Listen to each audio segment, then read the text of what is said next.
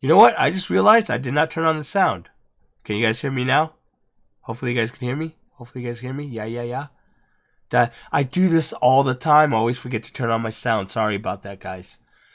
Anyways, so let's reset this up. Okay. Basically, I'm making these videos to talk about YouTube videos or making YouTube and doing YouTube videos, how to get your channel better and stuff like that. These will not be public videos. I'm not going to put them on my channel. I find if I do that, I'll lose a lot of subscribers. They want to see aquarium videos, not how to do YouTube. So I posted a couple already, and people tend to either go away or stick with it because that's what they really want to learn to do. Okay, so I'll have it posted in the TGA. I don't know what they're going to do with it after I post it, but it will be in the YouTube Coalition group, and it will be set up as a unit, a learning unit there. So you could always go there and check it out, and I'll be posting a lot more stuff. The YouTube Coalition, originally the idea was to be more hands-on how to make YouTube videos, because a while back I was like, oh, I want to see some of these people or help some of these people promote their channels and how to do better YouTube videos. But I never got around to it because it's just hectic trying to get everything done and try to push my own channel. So it gets really busy. So you can always join there, and then it's just like TGA, except less moral support and posting videos and more about hands-on stuff. So you're going to get more nitty-gritty stuff there. At least that's what I've been doing, trying to change the direction of that group. But anyways, let's move on. I was talking to my friend Jeff. You know him as the Loach guy. He's actually my friend from the wargaming side of YouTube, and he was part of my group back then. I created a group over there to help other smaller YouTube channels that does tabletop gaming and promote and push their channel and teach them how to do things too. It's kind of like what we're doing here right now. The only difference is I just selectively picked a few people to do it. Like, I don't know, it's like 20 people or something. And a lot of them, you know, they come and go. Some of them grew really big. Some of them didn't go anywhere because they're just like one of those channels that, well, I'm not going to be serious about this. And they just didn't go anywhere. And it happens, you know. It's whatever pace you want to go at with your own channel. That's the most important thing. Some people went far. Really, lots, tons. Huge channels now. Unfortunately, I stopped doing the tabletop stuff. I just lost interest in doing it. So I kind of disappeared from it. So when I was talking to my friend Jeff, he said you should do a quick presentation before we start taking a look at channels. So that's what we're going to do. Again, this is private, so you will hear a lot of swearing, cussing. I don't care at that point. And we will be looking and probably viewing your videos or whatever channel we're reviewing. I'll be showing the videos on there because I'll be talking about some of the videos you guys put out and how to improve them, or just really small tips to help improve what you're doing out there. Sorry, my cat's under here. Okay, so let's go ahead and just go over the quick presentation. We're going to talk about 10 tips for small YouTube channels. Okay, so let me go ahead first of all and load up the chat here. First of all, thank you, Carissa. She was in here like way before and waiting for it to start, which is really cool. Hello, Zach. SC Fish Keeping's in the house. Looks like Brian's Fish Tank's in here. How you doing, buddy? Long Island Fish Guy. Awesome. Kevin's Aquariums. Nice to see you guys. You guys in the group all the time. So it's good to talk to you guys. One Fish, Two Fish. Elizabeth, she's my girl. I gotta meet her one day. Serious, gotta meet her. She's so fun to talk to her in her live streams and stuff like that. Okay, so it looks like either I'm at the end of the chat or YouTube is lagging. I'm trying to pull up the next. All right, 1 second here, guys. Hopefully.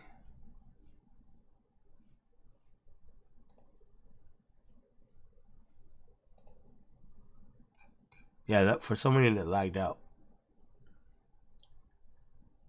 Yeah, sorry about that. Okay, so first tip. All right, change the way you think. Okay, this is kind of okay from what I've seen in TGA lately and stuff like that. When Big Channel gives you an advice, it's really generalized tips that they learned and how to become big, and that helped them become big. And a lot of all these tips that they're telling you is not telling you to do it. They're telling you to actually change the way you think. When you start a YouTube channel, you're brand new. Trust me, I've been through it. If you want my whole list of accomplishment on YouTube or whatever. It's long, but I started way back. I don't know, almost to the beginning. I was doing WoW videos. That was my first YouTube channel.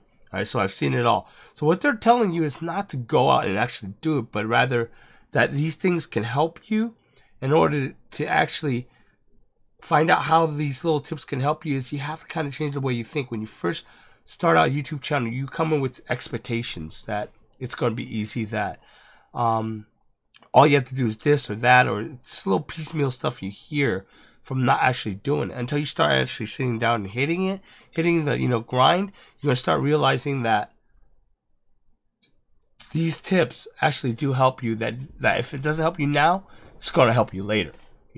And there's always some kind of exceptions to the rule depending on what you're doing with your channel, how you're doing with your channel, and what topics you're covering in your channel. It's always different. So number one tip is to just keep this in mind. Change the way you think. When they're telling you that this might not work, but this will work, they're not actually telling you just go do it. Like, don't do it and then do this way, my way. They're actually telling you and trying to tell you to kind of change the way you're thinking of how it all works in the first place. I hope that makes sense. But hopefully when we go down these tips, you'll actually get a little more out of tip number one. Change the way you're thinking about how to run YouTube, how to run a YouTube channel. Okay? Depending on, no matter whatever your goal is for your channel. Okay? Number two, collab trumps shoutouts. Okay? Always. Shoutouts barely ever, even if from a big channel, really works. Of course, the bigger channel, you're going to get a lot more from the shout out. But if I'm sitting here and say, oh, by the way, guys, check out this channel, it's really good, it'll give you maybe some subs if you're lucky or whatever. I've got shouted out twice by Joey from King DY on his live chats. I mean, I'm sitting there chatting with him. He knows me. I know him. So then I say hi or I make comments. Oh, hey, it's the water box. You guys got to check out his channel. He's, trying to do, different things and whatever. So he does give me shout outs, but they rarely give me views. They rarely give me subs. Okay?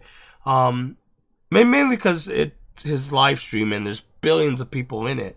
But also, shoutouts rarely work. Even in a on-demand video, when I make a video and say, hey, go check these guys out, it's very hard to get subs from there. Because either they don't go, people are lazy, or simply is that they just don't stay long enough to even bother to figure out if they want to sub or not. They look at a video and say, meh, boom. Collabs, though, work great. Collabs meaning that you're talking live face-to-face in someone's video, or you're doing some kind of skit with them. Whatever it is that you're showing that audience who you are. So that would make them want to come to your channel and subscribe to you. Okay? So you got to kind of like charm them. If you have an opportunity to get on a bigger channel and collab with them, I mean a real collab, where you might sit there and, you can sit there and do an interview and answer questions from the host, okay? But it doesn't really show who you are. It might even be better if you collab on a tips video or something. One thing that's very popular that I'm just going to start doing with a lot of people is tips. Top 10 tips of starting your fish tank. And then I would have you present the tips, or I would present the tips and you would answer it, or vice versa, whatever it is. It is to give you airtime to show off your personality. That's what you want to do with collabs, okay? So that you kind of charm the people and have them come over and sub to you, because you're already selling them something that they might buy into, which is you. Okay?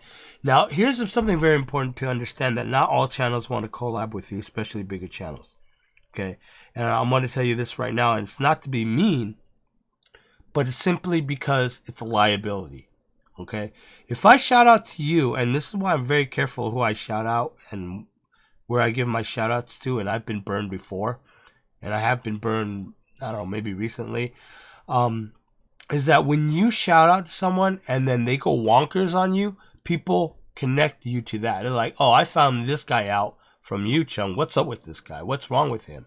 And he just went off the board.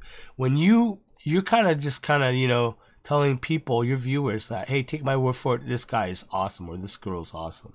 Okay, and then they go off the rails, and then suddenly you're stuck with, well, shoot, now I look like an idiot. Okay, it's a liability. And when I do my collabs, I tend to find people that able to produce the same type of content or quality of videos I do, because my collab, I want that quality to match. But also to know that, hey, they're actually cool. They seem like they will stand the test of time without going bonkers on. People go haywire on YouTube all the damn time. Trust me. Even in this fishing community that we're talking to, or that we're doing. To One Fish, Two Fish. Wow, World of Warcraft. Sorry about that. Yeah, I played forever too. I played on Skull Crusher Alliance. So yeah, sorry guys. Don't want us to change into a gaming topic here. All right. So that's important to understand that sometimes it's not personal. Maybe it is. I don't know to you, but it's really not personal. If I see, there are people that come up and say, "Hey, let's do collab," but I'm sitting there going, I don't know. The last few videos you did this, and I don't want to be tied to that. It's very important, because if I'm busting my ass creating a big channel here for my, creating this really nice channel that I've been putting my hard-earned, blood, sweats, and tears in, I don't want to get ruined by someone who just, just going off the rails and stuff. So remember that. And then if you ever get big, we're not telling you not to help smaller channels, but you got to be careful when you're doing that, because it's kind of an unknown quantity. They just started, or they're just starting. They're small. It looks like they're doing good videos, but trust me, I've had it happen. They just go wonkers on you, and then suddenly I don't know, man. I just don't want to get it. It's a lot of drama kind of stuff. All right, so that's tip number 2. Tip number 3.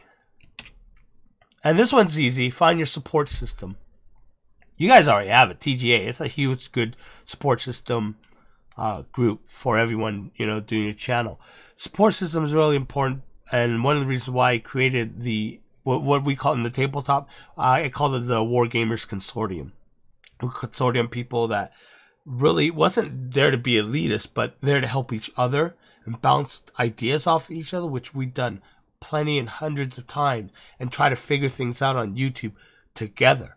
And because we were a small collective group, instead of 1,000 people talking or 100 people talking at the same time, it was easier to figure things out. And from there, we kind of branch off and help other little channels if we deemed that it was worthy or whatever, right? But anything to do outside of the group is really up to them, as long as they don't make the group look bad. So that's how I had it set up. So that was our support system. Your support system now is TGA. And that's good. It's good to have someone backing you up, answering questions when you have it, okay? Because, trust me, it gets lonely. And especially when you get to be a bigger channel without having friends around you. You see Corey, he has a lot of friends around him. Joey has a few. You see, there's you see a little clique of a group that goes on there. That's because it's their support system. They understand each other because they're up there, because they have that many subscribers, so they understand trials and tribulation they've been through. It's harder for them to relate to smaller channels, obviously, because you guys are starting. And not to be mean, but sometimes the same old questions do drive you nuts. The same old questioning your tips and tricks and whatever does get frustrating and stuff, and I don't blame them. It does. I mean, even just answering aquarium questions from newbies, it does get frustrating. Okay, so find your support system. Normally, it would be a support system of the people that you grow together with at around the same level as you. Okay, and that'll go a long way. Tip number 4. Sorry, I have 10 of these guys, so I'll try to get through these as fast as I can. Hopefully, these are helping you guys. All right, channel identity, and this is very important. Channel identity is your brand, is who you are, how you're presenting yourself to people, who you are, and simply be you. Okay, don't be completely you, because if you're an asshole and you're trying to be an asshole on camera, no one's gonna watch your channel. But be you in the sense that make it yours. Okay, be a brand name. Don't be the off brand. Okay, don't copy Joey. Don't copy Corey. Okay, they have their own thing, but if you're trying to be like them, you're simply just an off-brand. You're a Chinese brand. You're the cheaper brand. Okay, be your own brand name. Be your own brand. Be your own self. Okay. Dry start methods. Video I made. Few people already done it, but I made it my own. Make sense? It's a topic that's been handled before, but who says you can't do it again? But just do it in your own way. That video is pretty much what drives, what pushed my video, my channel up. Okay, because it got caught on to the YouTube algorithm and everything. It got promoted. Okay, but that's for a topic in a different day. But things like starting an aquarium, think of it. Think of how you would do it, how people could understand it in your way, and do it. Okay, because it's your way. You never know. You might be able to explain it way better than a bigger channel does, right? You maybe Corey does a topic and say, you know what, maybe I could explain it just a little better, or I could do a follow-up kind of thing to explain it. Topic's already been covered, but take it, make it your own, and present it to people, and hopefully they'll bite. That's how you kind of test the waters, seeing if this will do good, if this format will do good, and if you will do good with the topic itself. So, be you. Be a brand name, and don't be an off-brand. Simple. Tip number 4. Okay, tip number 5. Larger channels are your baselines. Okay, so huge drama going on in TJ. A lot of talk about big channels, small channels, whatever. You have to look at big channels and not big channels. Oh, they're awesome. They're the big guys. They know what they're doing. Look at them more. And this is where we go back to tip number 1. Change the way you're thinking. Look at them as a baseline, as the basics. What they're doing got them there. Find out what they're doing, what the basic guidelines is that they're doing. And Corey's already went on the group and told you what his guidelines are, right? Or you could always ask them, how did you do the channel? They'll tell you. You always notice the similarities in the basics. Be consistent. Think of it kind of as a business. Now, they're not telling you to make a business, they're telling you to think of it as a business. Okay, there's a huge difference. Okay, be consistent. Have a schedule. Work on your content. All those are general basic guidelines. They're not holding any secrets against you guys. They're not holding it for themselves. They're telling you the basic stuff. They are the baselines of what you should strive to try to unleash, to try to do and apply to your channel. Basic guide. I'm not telling you be like them. I'm telling you to take the basics that they've learned, that they have accomplished with, and then do it on your channel. Okay, there's a huge difference. All right, people seem to get like way personal about things when someone says something is this or that. They're not telling you to like go and be like them. That's far from the truth. They want to help you succeed, right? So they're telling you the basic stuff that they learned and they've garnered over the years of how they became big, and to try and apply it to your channel. May work, it may not work. Again, each channel is different. Okay. Tip number 6, research is required. Research is always required. Research your topics, so you know what the heck you're talking about. Research the format of the video you're doing. Maybe you're not doing something that's done to teach people, but to entertain people. If you want to do a vlog type of video, see what out there. Follow a vlog channel that's doing really popular, that's doing really well, and find out how they're doing. Maybe there's some stuff you got off, some of the styles you could, get from that. For them and stuff like that. Not only that, you got to research how to read your analytics. Your analytics will tell you exactly what your audience wants. Okay, and I'm not lying about that. YouTube analytics are there. YouTube made that to tell you what works. Okay, and YouTube's not trying to hide anything from you. They want you to succeed, because if you succeed, you bring in ad revenue for yourself and for them. Okay, it'd be stupid for them to not want you to succeed. This is what I hear a lot from a lot of smaller channels. YouTube don't care about me. You don't give a shit. No, they do. They gave you all the tools there to do it, to make it. It's up to you to use it. Okay, they can't hand you everything to you on silver spoon, but they could give you the door that you could open to a certain opportunity to make something of your channel. Okay, always look for those opportunities. All right, research your analytics on how to read them. They tell you everything, exactly what you need to do with channel, what's working, what's not working. Okay, research on production value or the equipment, how to do better videos, how to make the quality better. Always helps. Sometimes people think it's like tons of expensive equipment, and it's not. Sometimes it's just a matter of, hey, getting a little more light where you're shooting. Maybe getting a little, maybe better mic that you can hook up to your camera or hook up to your phone. You can hook up, you can buy little shotgun mics for your phone. Did you know that? They work actually wonderfully and they sound much better. And they cost like 15 to 20 bucks, and some brands work really, really well. Okay, so again, research stuff like this. You know, if you don't know, ask me, ask anyone who's a tech savvy guy, and they'll tell you. You know, so research. Let me go and load up comments, see if you guys have any questions.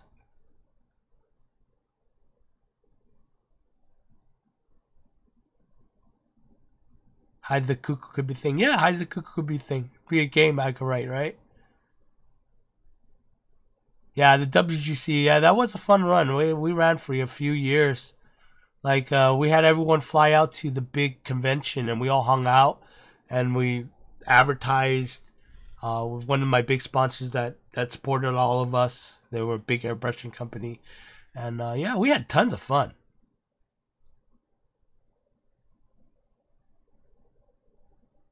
Yeah, I don't have a screenshot of what Corey's tips were, though. I wish I did. I didn't think they were going to erase it. I actually posted response to it showing my analytics, too.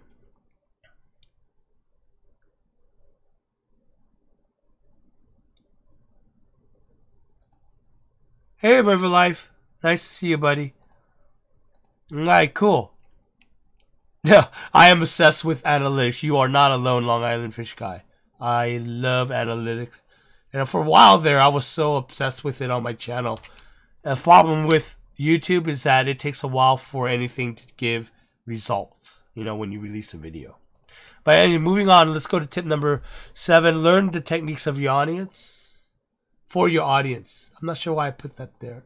Oh, yeah, I did. Your audience is different. Now, for us fish keepers, aquarium YouTubers, our audience are pretty, I think, what do you call it? You know, when you could rely on them because they're all usually pretty much the same all throughout. It's not a younger audience usually, though the pet channels have the younger audience. So, you know, all around pet channels have the younger audience. It's more of an older audience, a more mature audience sometimes. I'm saying sometimes because I've seen some stuff here that I'm wondering if they're adults or not at all with the way they act. But it's pretty reliable, okay? But sometimes some of us are trying to get a little fancy and we're trying to get a little more, you know, edgy with some of the stuff. Edgy sometimes works, sometimes might not. It really depends. But if you're trying to cater to a older audience and you're trying to be, if you're trying to cater to a smaller, a younger audience where there's older audience, right? The techniques are not going to work. You know, it's not going to look very nice. Let's just put it that way. Okay, it's nice to be younger and edgy. You might get the younger crowd, but it's hard to do it with our, I guess, our niche. Okay, so you gotta learn the techniques for your audience. Sometimes it works, sometimes not. I know our audience are smarter, like than the gaming audience. This is kind of more, I guess, towards Jeff. He understands the gamers. The aquarium audience is a little more smarter than the gamers audience. Okay, so tricks like clickbaiting and all that stuff don't work so well. All right. Your thumbnails with an arrow that says, this might be the last time I ever do a video or whatever. Sometimes it works, sometimes it doesn't. Again, it depends on the audience, but most likely, for me at least, I find it doesn't work all that well. Okay, clickbaiting doesn't work because it's an older audience, it's a smarter audience. And honestly, I like to, I don't know if I'm tuning my own horn, but I like to think that my viewers, my subscribers, are way smarter than the average audience that you would see on YouTube, like the general audience, okay? And at least I'm hoping for it. So I have to, you know, pull out the techniques that works for the smarter people. You know, I can't make them feel stupid for watching my videos. You know, I want them to actually learn from the videos, but not feel stupid doing it, you know? So, tip number 8, the focus is key. Focus, focus, focus, focus. I tell this to everyone. When you first start a YouTube channel, you have to focus, okay? Even in our niche. good prime example is my channel. I started my channel, it's the water box, a very general name. That's why I was talking about aquariums and stuff. But I started off with planted tanks because, one, I know more about planted tanks in the hobby itself, and I'm more comfortable with it. So that's what I chose to focus mainly on. Okay, so I did that first, hit about maybe 5,000, 6,000 subscribers. I started kind of, you know, putting different other videos up there that's on different areas of the aquarium hobby. If that makes sense. So you have a specialty, if you have something that you want to, that you're good at focusing at, get that focused audience to help build that channel. Because once you have that bulk, that bulk subscribers, 500, 1,000, that is going to give, and I will explain this in another, I guess, another session. That will give YouTube a good base to start rating your videos. On every time you release a video, you have a target group of audience that will watch that video. That'll tell YouTube to say, hey, your current subscribers are actually liking this video. The retention rate is a lot higher than the other videos that you've done on this channel. Let's go ahead and show this video to this target audience in the same niche. Okay, and basically we're going to take your video, because it does so well with your subscriber base, that we're going to show it to a group of subscribers in the aquarium, I guess in the aquarium hobby, that's watching the same type of videos, that are watching these guys. So let's put them on the suggested list.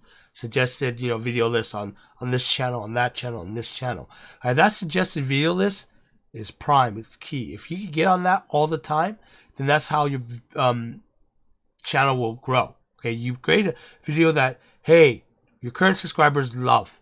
So YouTube takes it and say, let's put it on Chung's, this other channel, this like Chung's channel suggested list, and see if anyone bites. Okay, all right. So if people start biting there, then it's going to show a lot more to other different channels suggested list, and then more channels, and if it tests good, then it starts. Then YouTube will say, let's put it on the front page, right? This guy's doing so well with all these. Everything is all test based.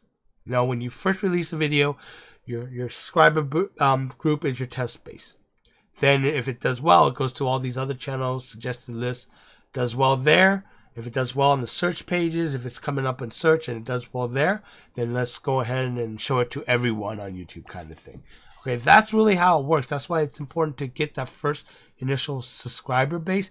That will actually guarantee watching your videos. That is actually a fan of watching your videos. Again, a lot of things that I've talked about begging for views and subs and buying ads just to get views, don't really do much unless you know for sure that your video is actually doing well, that people are actually watching it, so that it will spread like a virus on YouTube. Okay, think of yourself as a virus that you want to spread all over. You know, I guess that's the best way to say it. Okay, so again, get that focus in, get that target, you know, that initial target audience, testing every video you're releasing. Okay, and that's why that retention value is, that watch time is very important. That's why we're always talking about. So we go to tip number 9, which content is king. Content is always king. Do not sacrifice your content just to make a video about nothing. Okay, if I'm a planted tank channel, I do a planted tank video, but then I need to somehow, let's say my schedule is once a week, okay, and then one week I'm like, oh shoot, I didn't make a video. Let's just put up this video about my toe fungus. Do not sacrifice your content for that, just to release a video. If you can't do a video, skip it. All right. Don't post a sorry video or whatever a week later or whatever. Just kind of skip it. It happens. People get used to it. If you have 2 videos a week, it's hard to schedule. 3 videos is really hard. Trust me, I've done that. I've done, you know, a whole month of everyday videos, and that killed me. That was crazy. Okay, not on this channel, but on the Wargaming channel. Okay, so don't push yourself. Quality is better over quantity. Okay, that's the most important thing. So make sure you're making quality content video that you could, you know, get them to stay and watch. And a lot of it depends on, again, the focus of your channel, what your topics you're releasing and stuff like that. I can't generalize this for you. I can only say that you want to keep them watching, make good content doing it. Okay, and that's how you do it. if we have to get knee deep into what kind of videos you should make and stuff, I have to sit there with you and see what videos are doing well on your channel, what isn't, and stuff like that. That takes a lot more research, a lot more looking at your stats and stuff. Okay, and I'm going to finish off with tip number 10, which is Carpe Diem. All right, go for it. I notice a lot of people, they're always hesitant. They're always like, well, what if I do this, what if I don't do that? Jump head on. You can't learn anything. It's the same thing with Planet Tanks. I tell everyone, they're always asking questions. They're not doing it. I'm like, look, the only way to learn is you have to jump in. So Carpe Diem, seize the day, do those videos, get consistent, get a good schedule going that fits you, okay? And then keep making videos and find out what videos are working, what's not. Read your analytics that will tell you. Okay, talk to other people, get their opinion, you know, get your close support group to say, hey, can you please really look at it? I mean a real support group, not just posting in the group, but find maybe 5 or 6 people in the group that you relate to, that you talk to all the time, that you actually do buddy around, okay? And then have them give you an honest opinion, right? And see what they, you know, what they say about it. And they could probably give you some, you know, tips. The most important tips too that you can get about if they like your video or not is the comments. Okay, if they're just saying, hey, nice video and stuff, that's fine. That's cool. They're giving you more support. But you want to see the videos or the comments that actually is the more constructive criticism videos or comments that they give you. Like, hey, I would have liked to seen this more. Very rare that does happen because most people just like to hate on you, hate on anything they see, but sometimes they give you really good golden nuggets of information in those comment sections. So, you know, always read your comments, reply back, especially if you're a small channel. Always reply to every single comment, even if it says, "Hey, great job," to say thank you. All right, that's a way to, you know, keep that community going within your channel. Okay, because that's what you're building also is a community. Okay, so that is my final top 10. I hope I didn't go too long, half an hour. I guess that's all right. So let's go back to the comments here. Let's see here. See. Carissa says, you're obsessed with the views and minutes watched. Yeah, I am too. Unfortunately, it takes a while for, you know, to get any real good stats. So don't sit there and just refresh the screen all day. I've done it before, though. I don't blame you.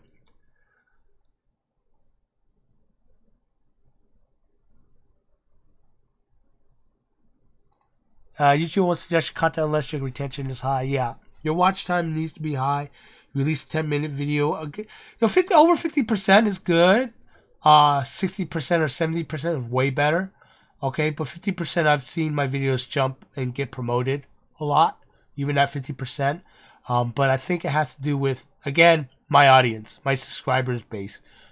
They tend to sit there longer than people that come in out of, you know, the search from Google, because I get a lot of my traffic from Google itself, not from just YouTube, but from Google itself.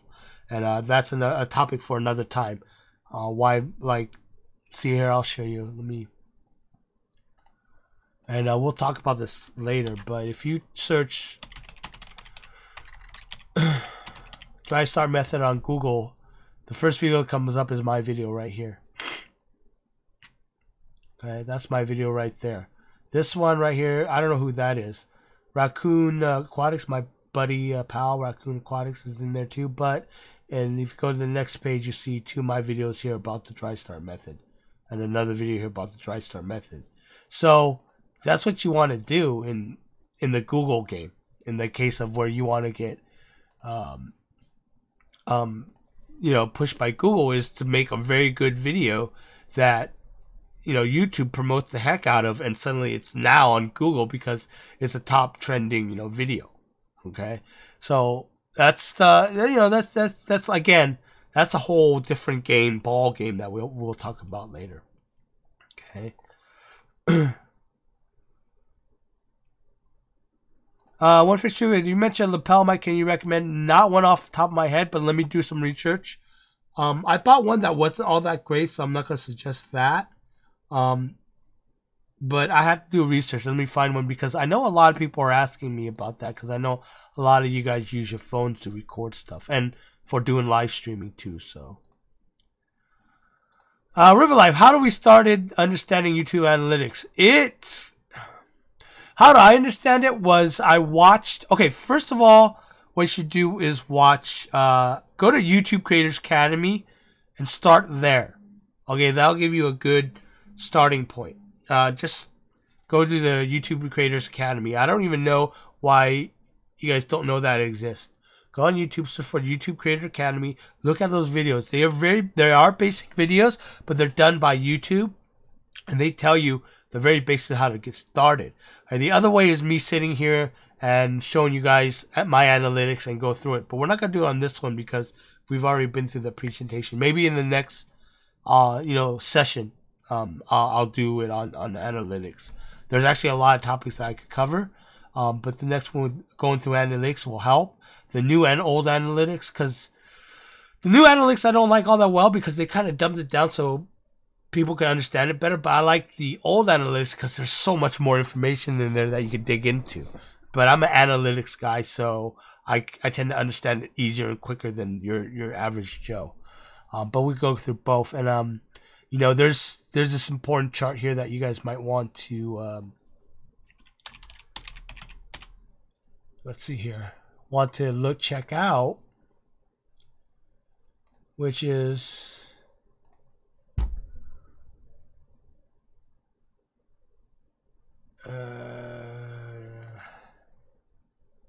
and let's touch base on this a little bit. I want to do channel reviews too. Those might take a while too, so I might only be able to get a couple of them. But I do want to show you things like this because it's very important to understand. Okay, it's this chart here. Impression, how they lead to watch time. Dang it! You know what? Let's go through this really quick. Remember how I said when you release a video, your subscriber base is your test group, your first initial test group. That's what's going to tell YouTube whether or not things are working for that video. Okay. Most likely your subscribers are going to hit it. Your long-term subscribers that follow you all the time, when you release a video, they're always there for you, okay? Those are your first test group, okay? If it does well, YouTube is going to say, let's go ahead and show it here, here, and here. You know what? Hold on a second here. Let me change my screen so you can see what I'm pointing at, okay? Here's your test group, original test group, your subscriber base, okay? It does well, so it starts testing here, here, and here. Okay, if those do well, we're going to test it to, 5, 6 more areas. We're going to do it. If it does really well on those areas, then we're going to test it even more. It's like a spider web. Okay, assuming that this is your test group here, your initial test group, and it does well, it goes to test group 1, 2, and 3.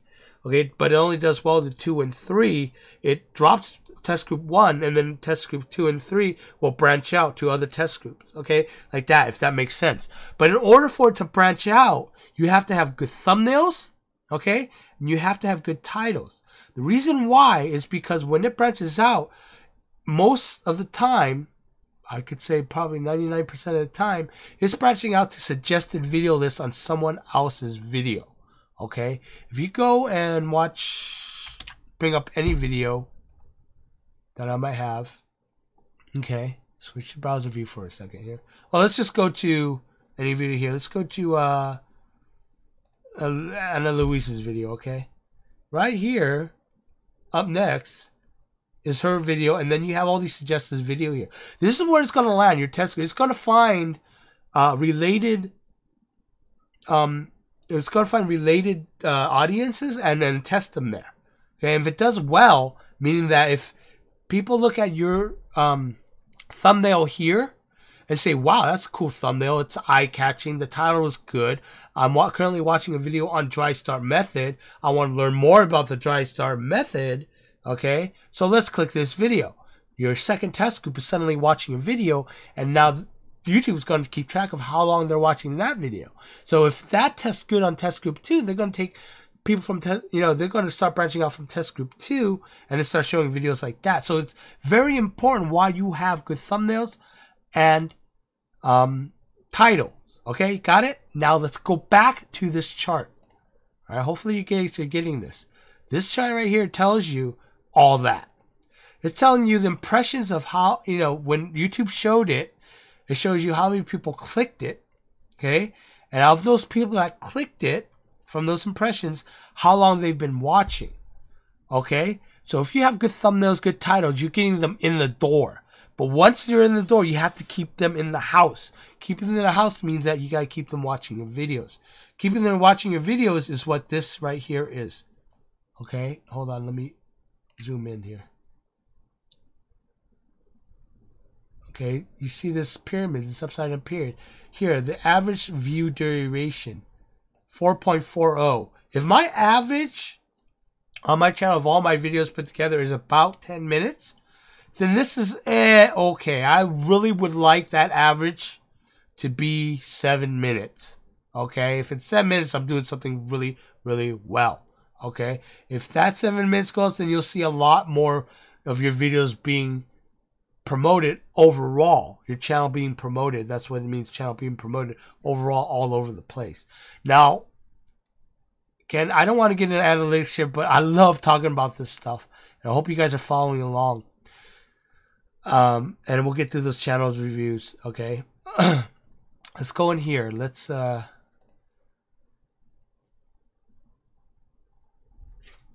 get into, let's see here. Oh shoot, I'm not gonna be able to find it.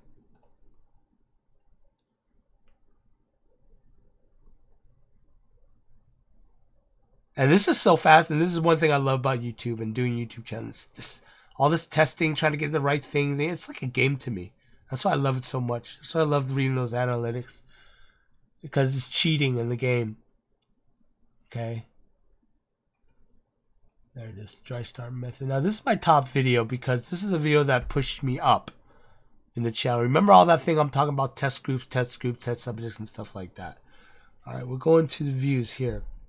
Now, somewhere along the line, let's go to the lifetime here. So you guys see it. Alright, this is what the chart looks like. Alright. I released it here. That's your typical subscriber first day release of a video, 286 hits. This is when I was about 1,000 subscribers. So YouTube said that and said, okay, release first day, got some tests. You know, it's in the first few 24 hours, 48 hours, it's got its little test subjects, right? If you go and zoom in here, let's see if I can zoom in here. You'll see peaks. All right, you see certain little tiny peaks. You can't see it because the stupid thing is so high right now. Let me see if I could zoom in more. Okay, you're gonna see little tiny peaks here. All right, it's testing the video. See right here, it tested the video a little. Went to some group here, tested here, and it didn't do so well. I don't know exactly what happened to this day, but then it went back and tested again. These little tiny humps is telling you that YouTube is playing around with your video right now, trying to see where it goes. For some reason, it's testing really good. So let's go ahead and put them in the suggested video on a really big channel, which is, at this point in time, was Aquapro's channel. Okay, it got highlighted as at the very top as a suggested video on his list, on one of his videos. I forgot which video it was, but that's why I always talk to Mike. I'm like, hey, I gotta thank you because your channel boosted my channel, and that's really how it works. If it does good, YouTube will boost your channel off of a bigger channel. And I've got boosted off of Corey's channel. I got boosted off of Joey's channel, mainly because of by luck I did a topic that was very related to a topic they just released. So you could always, I don't know, figure out what Joey or Corey might come out with and try to come out with the same topic and see if you can get on suggested list. But this is what happened here. I got suggested mainly, it was Raccoon Creek's video I was suggested here on the lower ends here. And then when I got suggested by Aqua Pros, it got pushed up. And YouTube was like, hey, look at this. This guy's doing really good on his video on this guy's suggested list. Let's put it to another big YouTubers suggested list and other channels, and let's put on the smaller channels, bigger channels. It's putting a lot more channels out now. It's going to a lot more channels suggested list. Okay, and because of all the information it got and the retention value on that video, it was like at 70% at that time. It finally decided to go, okay, this guy's video is doing really well. Let's put it on the front page. and boom, it spiked on that first day, spiked on, and then it just kept going from there. Gave me the spike, and then gave me all the viewers and subscribers. Now, if you look on the long-term lifetime here, on just the whole channel, and I'm showing you how this pimping thing out works on YouTube. What is this, the lifetime? Yeah. Okay, so right around here is where my TriStar method video popped. When it popped, it gave me, it told me, it said, hey, your video is doing something well. And I looked at the channel. I'm like, okay, let's start getting serious about this. Start making 2 videos a week. So that's what I did. 2 videos a week, and it put me up here in this bracket right here. Then I got lazy for a month, and I said, I'm not going to do any videos for a month. Let's see what happens. This is what happens. I stopped doing videos for a month right around here, and then about a month later, all my views and everything dropped. Okay, this is why being consistent is important. Okay, so I said, fine, then I'll play this other game with you. I'll create a video trap. Okay, where I create series of videos where it keeps people going to the one video to the next video to the next video. Okay, that's called a video trap. I guess that's what they call it, whatever. So I did that, and I wanted to try to play that game. So I did that for here, and it put everything back. Okay, and then suddenly it got me on a very, baseline level, flat line kind of here. It's just kind of hovered here. And I said, fine. I took that 2 months off, I guess. I'm still taking it off on the new year. Okay, and then I released a CO2 video series, and I released the lighting series, and those 2 series boosted this. Okay, I just didn't do anything for this period right here, and it still stayed at that level. I wasn't losing subscribers, but I wasn't gaining subscribers. So I was still making 700 subscribers every 28 days, give or take. Okay, so I came back and I did 2 live streams after that break, which you can go and look at now. And it's just a Q&A live stream, and it did that, and it boosted this. So I'm in this game where I'm playing with YouTube. Is like, I'm going to create this video trap where it keeps viewers watching my video over and over again, and YouTube loves that. They love that. They look at my channel saying, hey, this guy keeps viewers just on his channel with his videos. Let's go ahead and promote any video that comes out from now on into a bigger audience. Okay, so I hope that makes a lot of sense. I'm going through a lot of statistics here, and getting the analytics, and really telling you really how to create that gaining momentum of audiences all the time. Okay, and I hope I'm not speaking Greek now, because I'm at that point where I think I'm losing you guys. Right? See here. Q Aquatics. What is that?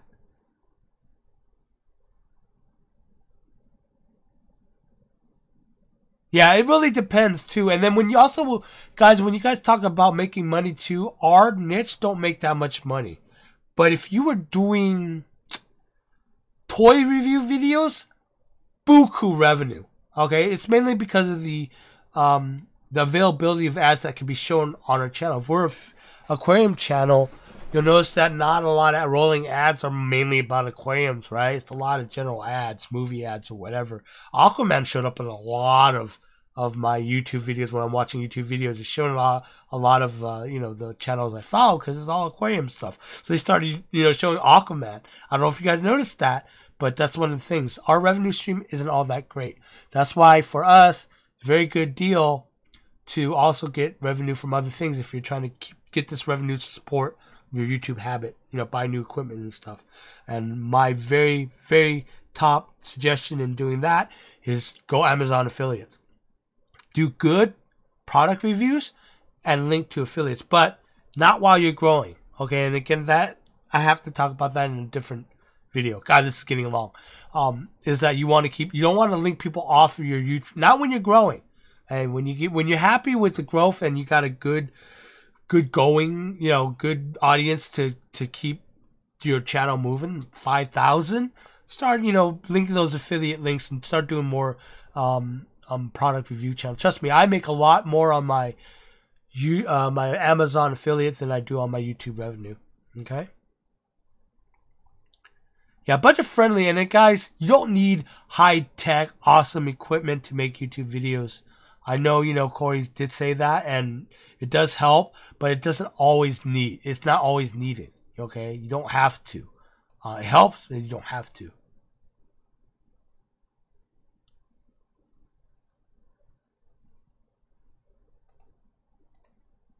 Well, that's the thing. Your supporters need to come in and watch the video. So try to, but here I'm gonna post what Crystal said.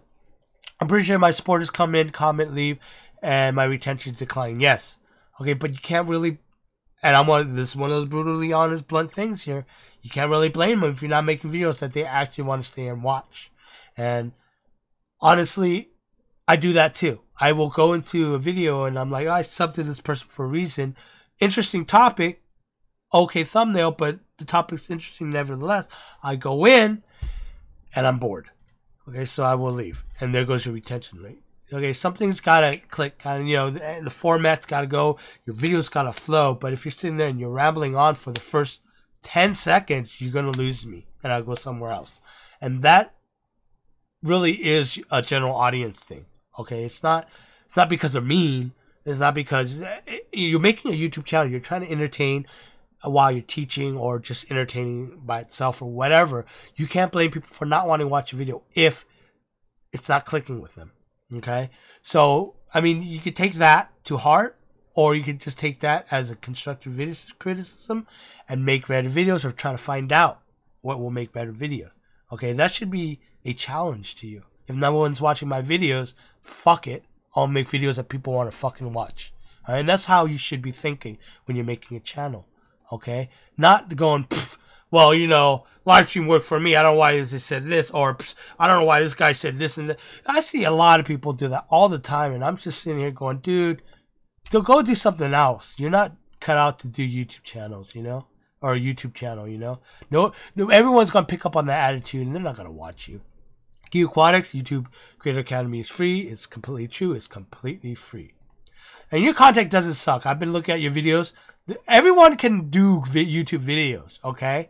Sometimes it just takes a little tweaking here and there just to get it going. Sometimes you might need a bone thrown to you, and sometimes that's simply a simple fix, right? I could watch someone's video and say, dude, you need to do this.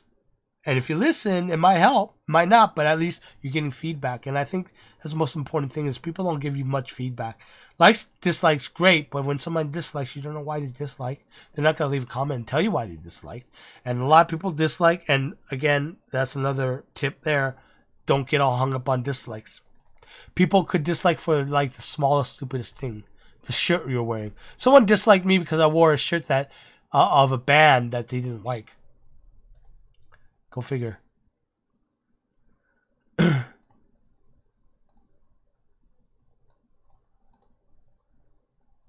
Is there a way to find out what channel you suggested on or like? Yes, SC Fish Keeping you do, and that's learning how to read your analytics. Your analytics will give you the traffic sources. Oh God. You know what? Here we go again. I am totally keeping you guys away from your channel reviews right now. But since you did ask that question, and the question he asked is right here. Okay. Oh, well, you guys can't see it. He asked, is there a way to find out what channel you suggested on or like? On like that, how did you figure out which specific video? Okay. So, going back to browser, go to my analytics.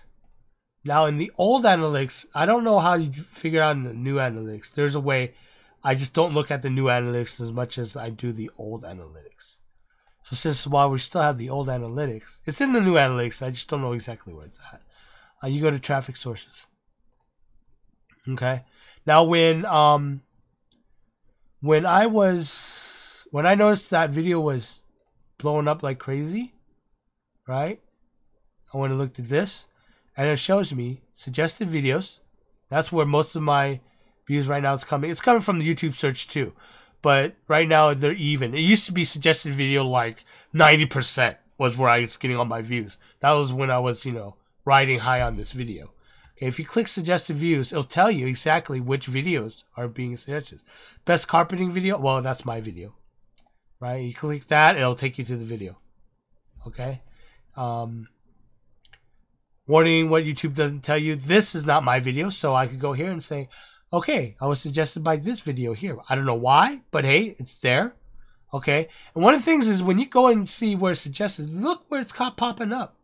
Is it popping up on the first page because you want it to pop at the first page? No, but my good buddy and appropriate Reef is there. Why is he there, bastard? All right, there's Rachel Larry. Ah, she beat me to it. Corvus beat me. Oh, bastard. All right. So, you know, you reload and see how it loads again. You know, and you can see where it's being placed and stuff like that. So I'm not sure why it probably won't show up because it's me. So let's see if it shows more right here somewhere. Saying it's coming from here, so I'm in here somewhere. So I might pop up once in a while. See, 123 tip is the original video I was being suggested from. And that's where I got a lot of my views from for the dry start method video. Okay, because it's one of Mike's popular videos that was getting a lot of views, and then it was suggesting my dry start video because there's a carpet plant, and I talk about carpeting plants in my dry start video. Okay, I don't see it now though. I think I went and tested in other groups now. See, it jumps a lot. Okay, so I noticed that when you know, tracing the way they promote my videos, after a while it just goes all over the place, and that's kind of what you want. The other thing is trapping. You know, when I talk about doing that video trap, is that if you look at some of my videos, let's go to my YouTube manager, and this is why I always suggest making series videos. Series videos is a very great way to create a video trap on people, but you have to keep each video very interesting. Okay, for example, my last series was the CO2 series. It was 6 parts to it. Okay, so all these 6 parts covered each aspect of CO2, and they were about 6 to 10 minutes long. Okay, you know, first one there's a formula to it. First one is the introduction about CO2. You give the whole overall stuff, and you say, stay tuned for the next video where we talk about CO2 system and setup, and then all the following videos. So second video, systems and setups. So then what you're doing is creating a train that they could ride and binge on. You want them binging your videos. If they binge your videos, whoa man, YouTube's gonna love you. Right? So creating series videos is nice. Creating a series of, like I've seen a lot of you guys coming back from the aquatic experience, right? And what you do is show off, which is fine, one day, second day, whatever. It would be very awesome if you did it in a storytelling mode where it's in several different parts. Okay? I think I'm going to do that. I'm going to try to go to Aquashella in Texas, I think in March. I'm gonna try. I don't know if I can or not, because I have to spend some time going to another convention in February. But I'm gonna try to do that and try to do a series kind of story kind of thing that covers Aquashella. But these series videos really do work, and if you can create that kind of trap, it works well. Now we're going to go into checking out people's channels. So before we do that, let's take a quick look at my channel, because I'm going to point a few of you guys that I'm going to look at on your channel on what you guys need to do. And this is one thing I must say you need to do is really spend time on your channel page. Okay, this is your channel page. They come here and they see what you're all about. And this here do get you subs. All right, and people overlook this, and I don't know why they do that, but you have to present yourself in a way that you have to sell yourself, okay? So you have to present it. You have to make sure that people who come to look at your channel page say, is this guy worth subbing for? Give him reason to sub, okay? First thing you do is make sure you have a channel intro, right? What is your channel about? It does help. 30 seconds, perfect, okay? Hey, check out my channel. This is what it's about. And make it nice, edgy if you want. Something really cool that people are like, say, this is a cool guy. I want to, or cool person. I want to sub to them, right? Do 30 seconds. Good enough. Next one should be your uploads. Okay? This should be your upload playlist. All right? It's the latest upload. This tells people, oh, he just released a video. This guy is consistent. He's always pushing out videos. I'm going to sub to him because I want to get videos. It's something that I want to see. Because people who sub to a channel want to see new stuff. They want to see new content. If they're interested in the current content and the video they're currently seeing from you, they're going to want to see more from you. So do that. Make sure you have that upload list right here on the first one. Second one should be your most popular uploads. Okay, assuming that you didn't just start your channel, and assuming that you have some decent views on, you know, and you have a good set of videos made already, do a popular upload list so that I could see that, hey, this guy got 80,000, you know, views on, you know, so he's pretty popular. He does know how to make videos. It shows them that, and they also will watch the videos that are popular and wondering why they're popular in the first place. Okay, then the rest of it, what I do is I create these lists, right? The video trap. Getting to Planet Tanks, it's easy. It's my beginner series to Planet Tank, 4 videos. All right, hit the first video. It trains you to the first, second, third, and fourth video. Okay, and then any other videos that has to deal with it. They get stuck in this playlist and they'll keep watching it. Okay, YouTube loves that, right? Okay, second is the Planet Aquarium Lighting Guide playlist. Again, this one is 8 videos. Again, video trap, right? Video trap, always video trap.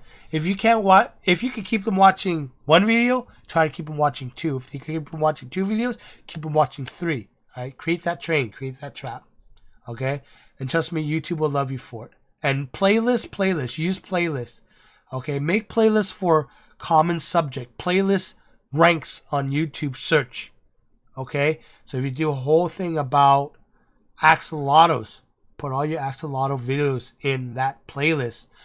Name and describe that playlist perfectly about axolotls, and you'll get a lot of hits on that. Okay, very important. A lot of people, another thing that people overlook, it is one of your biggest secret weapons out there that people always overlook. It works great stuff. It works great.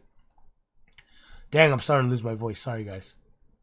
All right, so let me load up comments and we'll go through people's channels now.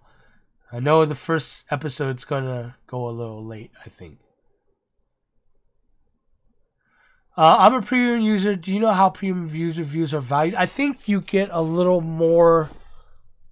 I think you, instead of I think you get a piece of it or something. I'm not entirely sure. You know, I have to research that. One fish, two fish asked, I'm a premium user. Do you know how premium viewers are valued? I'm not sure, honestly. It's just, I haven't really looked into it. I noticed that stat too. So I'm wondering if there's a difference.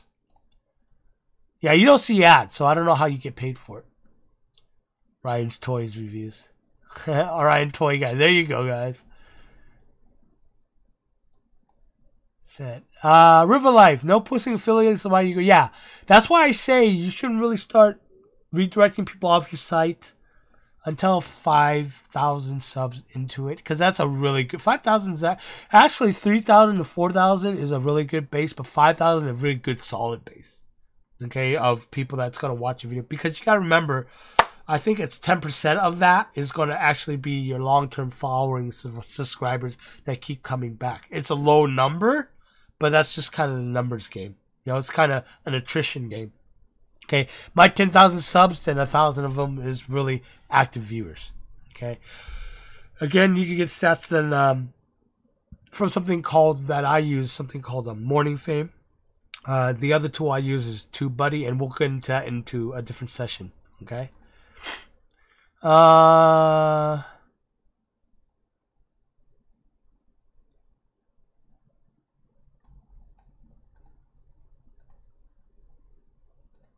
See if you're creating a studio app. Are you looking at it on your phone? Yeah, that one.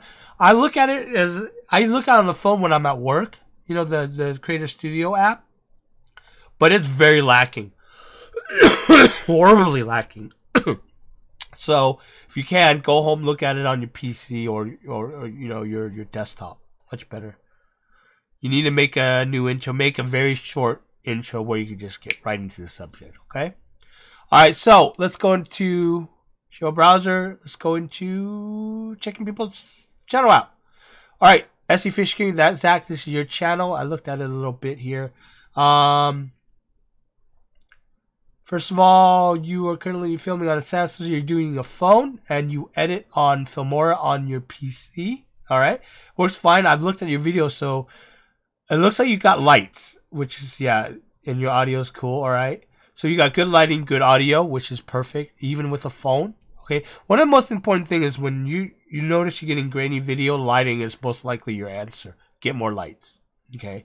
You don't have to get, you can just get a shop light over at Home Depot and put a daylight bulb in there and just get more light into where you're filming, the area that you're filming. Right now I have a umbrella diffuser light up here. Okay, that's lighting me up here.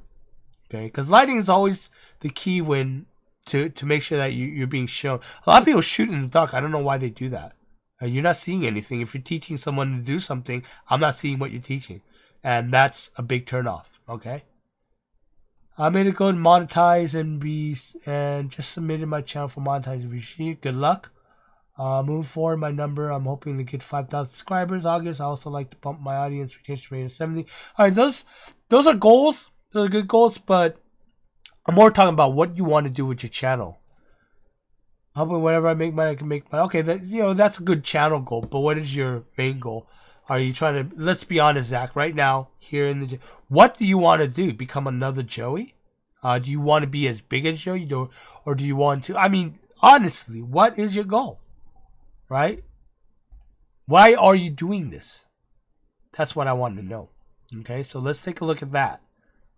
If you said anything, I don't know. It's not pulling up. Also, oh, here it is. Great content, working better workflow organization. Again, that's video. What's my editing? Trying to go to bed. Okay, at least you edit. That's one of the things I always suggest. Whether you're filming with a phone or filming with a camera, edit is your best friend, because that's how you create the flow of your videos and how you would make it work. Now, let's see here. First of all, you're not a bad looking guy. You get in front of the camera, you're talking, you're good. You engage your audience, okay? That's awesome. All right, hold on here.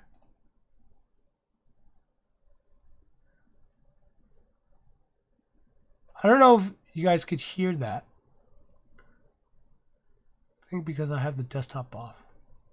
All right, so you have a format going already, right?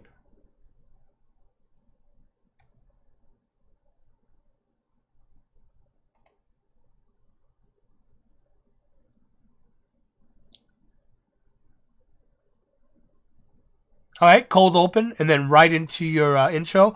Unfortunately, I don't think you guys can hear the sound from the video here.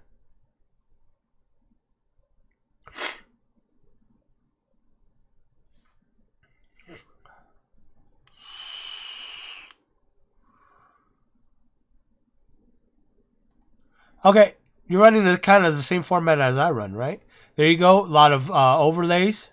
Is good. So you're getting it on track into a point where you want to teach. You kind of do the same type of videos I'm doing. You have a good camera presence. Keep that camera presence up. Keep those B-rolls going over. Where every time you mention something, every time you do something, if you can't show it on camera clearly, take a picture of it, and really nice picture of it, and then B-roll it over. You guys could do that when you guys are trying to teach something, show something. If you can't show it on camera without being shaky and make people throw up, take a picture of it and then edit it in afterwards as a B-roll, and it'll just be just as good. In fact, much better, right? You want people to see what you're talking about, what you're doing, what you're showing them, and you want to do it without making them throw up.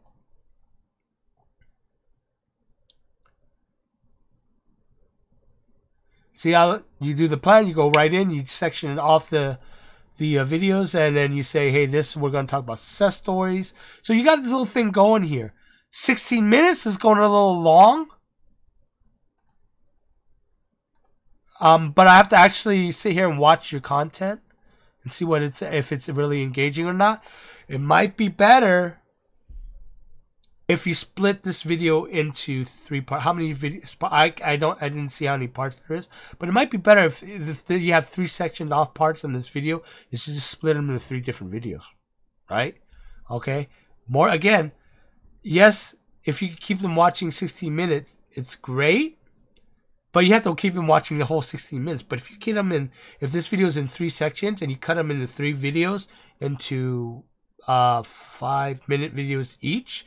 Suddenly, not only do you have a better chance of keeping the retention rate through 3 videos, but now you're creating a video trap, and you're telling, look, YouTube, this guy's watching this first video, is watching the second video, third video, run after the other. Make them conjoining, right? Make them want to watch the second video. Make them want to watch the third video, you know? That kind of thing. But anyways, that's a tip.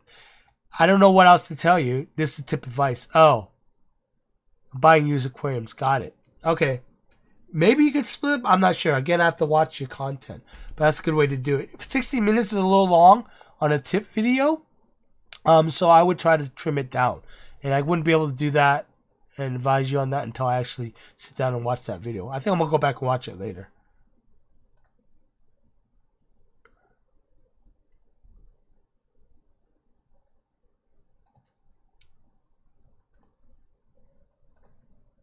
Okay, so there's nothing wrong with your camera work. I could see you. You look decently good. You're using your phone cam. So there is a little. Oh wait, this is live streaming. Where's that live streaming? You know what? One thing I gotta mention here. Great thumbnail, man. Yeah, this is a good thumbnail here. This is pretty good too, but quick fish room update. Okay, show yourself. That's good. You know, comical expression or whatever. That always gets people. Maybe a little close up on your face. Maybe a little bit more readable text. Okay, because they need to be able to read that text too. Remember, your thumbnail is going to capture and make them look away from that person's video to the suggested list. Okay, so you want to really catch their eye. This way, like the screen spot buffer, not only is it really pretty, I mean, it's like very, like, I don't know how you could say it, very clean, right? But it captures the eye. Okay, so a lot more, you know, thumbnails like this is good. If you're doing updates and stuff by yourself, you are the brand, so that's good. You're using your picture, funny face, always gets people's attention. I would just like to see, you know, more readable text. Okay, maybe bigger text. But that's comment on just the thumbnails on the titles. Always use good titles. I don't really see anything wrong with your titles. Picking your subjects, I think. I don't think you're doing too much wrong here. I think if you just keep going and keep pushing, you're going to do good. You're doing, 800, you're at 2,000. And you look like the average of,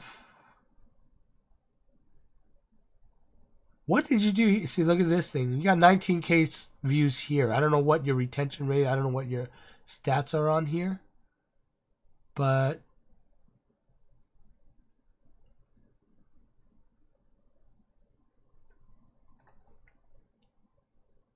you gotta work up your keywords. Don't do that. Do not do that. If this has nothing to do with King of DIY, do not do that. You can get dinged for that from YouTube.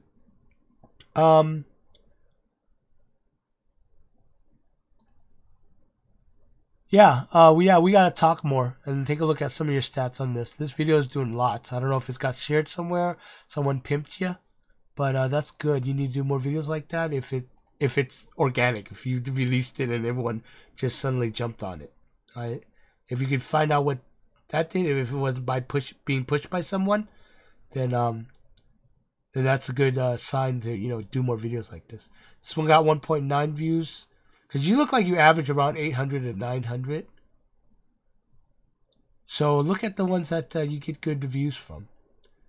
And where you getting those views from. Try to find the videos where you released that you didn't get, like, pimped from, and find out what captured people to watch your channel. What topic, was it the way you did the video, was it the formatting of the video that got them to stay and watch it, so that YouTube pimped it. And then start doing more of those, right? Looks like your fish room tours get a lot of views. Care guides. Looks like you're doing pretty good with the care guides. Maybe do more care guides and see how your format is here.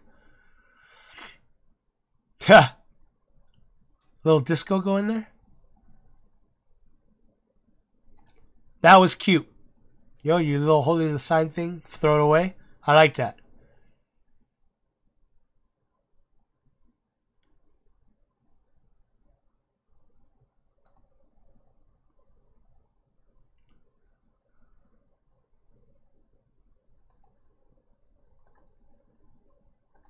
You know what? I don't know what else to give you. I mean, you're doing pretty good. You just got to be more consistent in some stuff. And I have to actually go in and look and watch your videos and sit there and watch a lot of videos to find out the more technical side of what you're doing. But I actually like it. And you have a good camera presence, and I think you go far if you tweak some things and really, get it going. Okay, so hopefully that helps. If you have any questions, post them now, and then I'll look. I'll see if I can answer anything. Assuming that my thing will work. Hold on, I might have to refresh this.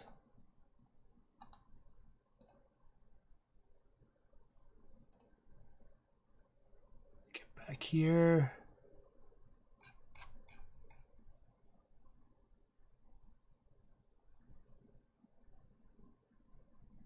Oh, Q, baby. Just keep doing what you're doing. If you want to sit down and go through some stuff, you just message me. I'll do it.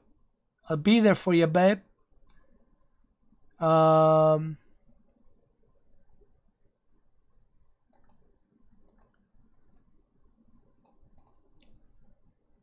well, that's a great question. One of the reasons I like what Joey's doing is personality. Joey has a great personality. A lot of people get him gruff because, one, he's a big channel. And because he's a big channel, tons of people always want to talk to him at meets and stuff like that. So he gets a little, packed with a lot of people. I mean, I know how it is, especially, Jeff knows it too when we're at conventions and, people know who we are. They watch our videos and stuff. A lot of people like to crowd around where we usually hang out is the Badger booth. Badger makes airbrushes. And we used to, hang out there. That was our headquarters for the consortium. And people would always go up there. There's always a big crowd of people always wanting to do stuff, buying us drinks and stuff. So it can get really daunting at first. And sometimes you don't mean it, but it might rub off wrong on someone trying to come up and say hi.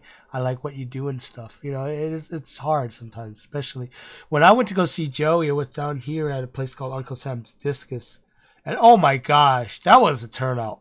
I was sitting there, I was being patient. I was just waiting behind everyone, make sure everyone got there. And I want to make sure Joey was not crowded before I went up and talked to him and said hi, because I know how it is.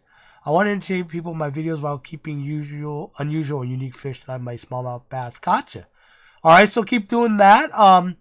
I would really highly suggest you keep doing things that work, which looks like care videos for those type of fish you're talking about keeping. So in a way, you might be doing something like Joey, but you're not Joey. Remember that. Don't be Joey. You do the same thing he does, but be yourself. Be Zach. All right, but do it like do it Zach's way. All right. And I don't think there's anything wrong with it. There's more than enough room on YouTube to do the same things that everyone else. I've done videos that's covered the same topics as everyone. I just did it my way. All right. Whether it's better or not, it's up for argument. Of course, I think it's going to be better. And, if you're asking the person who I think is better, then, they're going to say different. But, it's all fun and games. You just gotta be you, man. And that's what I mean by gotta be you. Okay, be yourself by making it your own. Okay, I'm not saying be yourself by being an asshole if you're already an asshole or being a dick to people. I mean, be yourself by making it your own. Give it your own flair. Give it the Zach flair. Okay? But I think it's looking good on those simple care video guides. Because you seem to get some decent views from it. If it's not 16,000, it's 1.6K, 1,600. So stick with a lot of those. Looks like people want to hear you talk about that. So not only care guides, maybe history guides about the fish. I don't know if you're into the history of the fish. Or just talking about them. Give them, latest updates of what's going on and if, like, are they endangered or are they not? 'Cause things like that. They can also be educated, so also be entertaining with it. Ah, that was loud. God, you got all these pufferfish everywhere. Okay, but yeah, when I get the other stuff up where we can sit down and go through your stats and the analytics and stuff, I would love to do that. Go through your channel. I think you're one of the guys that could really do really well with what you already got going here. All right. All right, so next channel we're going to look at is Brian Fish Tank. All right, let's go here. Brian's Fish Tank. Let's look at some of your videos last night as well. Use your iPhone. Another person that takes video with their phone. It's fine. The goal is to grow my channel with sharing fish room experience with viewers. Also help grow my online business by understanding. Okay. You're the one with the online business. Okay, use iMovie for editing. And you do online selling fish food and aquarium products. Okay. First of all, there's nothing wrong with doing a YouTube channel to push your business. That's what Corey does, right? But first, let's go to your channel. First of all, let's go to the face of your channel. Okay, are you doing those things that I mentioned? Okay. Do you have your page set up here? Sorry, let me switch over to the browser. Yeah, your page set up here. Uploads, popular uploads, awesome. You're following that formula, and that formula does work, guys. It's really good. Do a horizontal on a listing here on these right here, unless you're trying to create a list of lists. Okay, but I know you have 58 here, but it works better if it's horizontal, so that people can see those videos and click on those videos right away. Okay, unless you're making a playlist of playlists. Okay, like this, you have Reef Tank's playlist of playlists.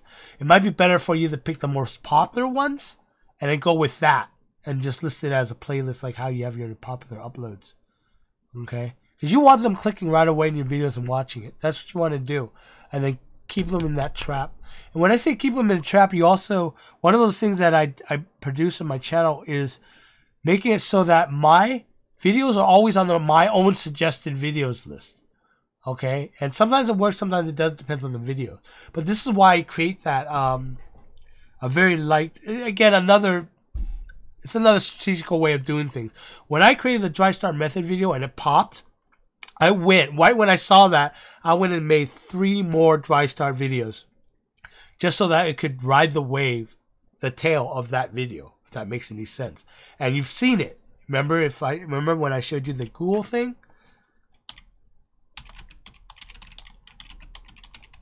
Right? All the videos that I did a follow-up on my dry start videos were the carpeting plant videos, you know, top 5 carpeting plants for the dry start method, the dry start method about starting tips, and dry start method about flooding tips. I went right away and did that because that's one of the things that they suggest that you do, and it works. Okay, because now those videos are always suggested on my dry start method video. Now, not only they're watching my dry start method, they're going, hey, this guy also talked about the carpeting plants for dry start method. So after I watch this dry start method video, I'm gonna watch the suggested carpeting plants, right? And then when they hit click my carpeting plants, they'll see the dry start method video and the starting tips and the flooding tips too on my suggested list. So they go and watch those now. You know, that kind of thing. That's what you want to create, that watch trap. Now, it's good that you're trying to, get subs from other people's suggested list, but it's also good if you keep your own videos on your own suggested list to keep that trap going. Now, I watched some of your videos. You got the presence going. Only thing I do notice some things in some cases is that you get your framing better, man. Show more of your face. That gorgeous face of yours, man. Show that, man. Right? I notice a lot of people with art in our hobby do is like they want to show off their tank as well. Okay. Show it off when you're talking about it. It's nice to have it in the background, but you don't have to show the whole tank. Because I notice people, like, when they do live stream, they want to show the whole tank off. So their head is, like, right here in the corner right here. And they're like, hi, my name is so-and-so, and here's my big-ass tank. And I'm trying to answer your question, because all you see is my boogers. Make the focus you if you're talking about things, if you're trying to address the audience. That's what I'm trying to say, right? When you're not, show them the tanks, right? Do it as a nice backdrop, I guess, Don't always make it the focus all the time until it's the focus, okay? And, Brian, I like how you do this. You're putting, overlays over there, keeping the cuts in so that people isn't getting bored watching one thing. See, here's the problem here. When you're running things like that and you're speeding quick, change it up. If you need to change the angle, put in a B-roll or something, put something that will make the eyes look around. Okay, one of the things which I talk about techniques, learning, techniques about filming is that you want 10 seconds and then you want to move and change the scenery or change the cut or change the view, because the human mind starts wandering after 7 to 10 seconds. All right, so if you're sitting here talking to you like I'm doing right now for 10 seconds, I'm going to start losing your attention unless I'm already having it right now. Okay, so but when you do on-demand videos like this, keep that moving, right? Don't do it every 10 seconds. You're going to get people sick. All right, but do it often enough that they're not sitting there watching the same thing over again. Okay? I honestly think that you got a thing going here too, because you got a lot of videos already made, and all you need is just simple tweaks here and there. You got your lighting going,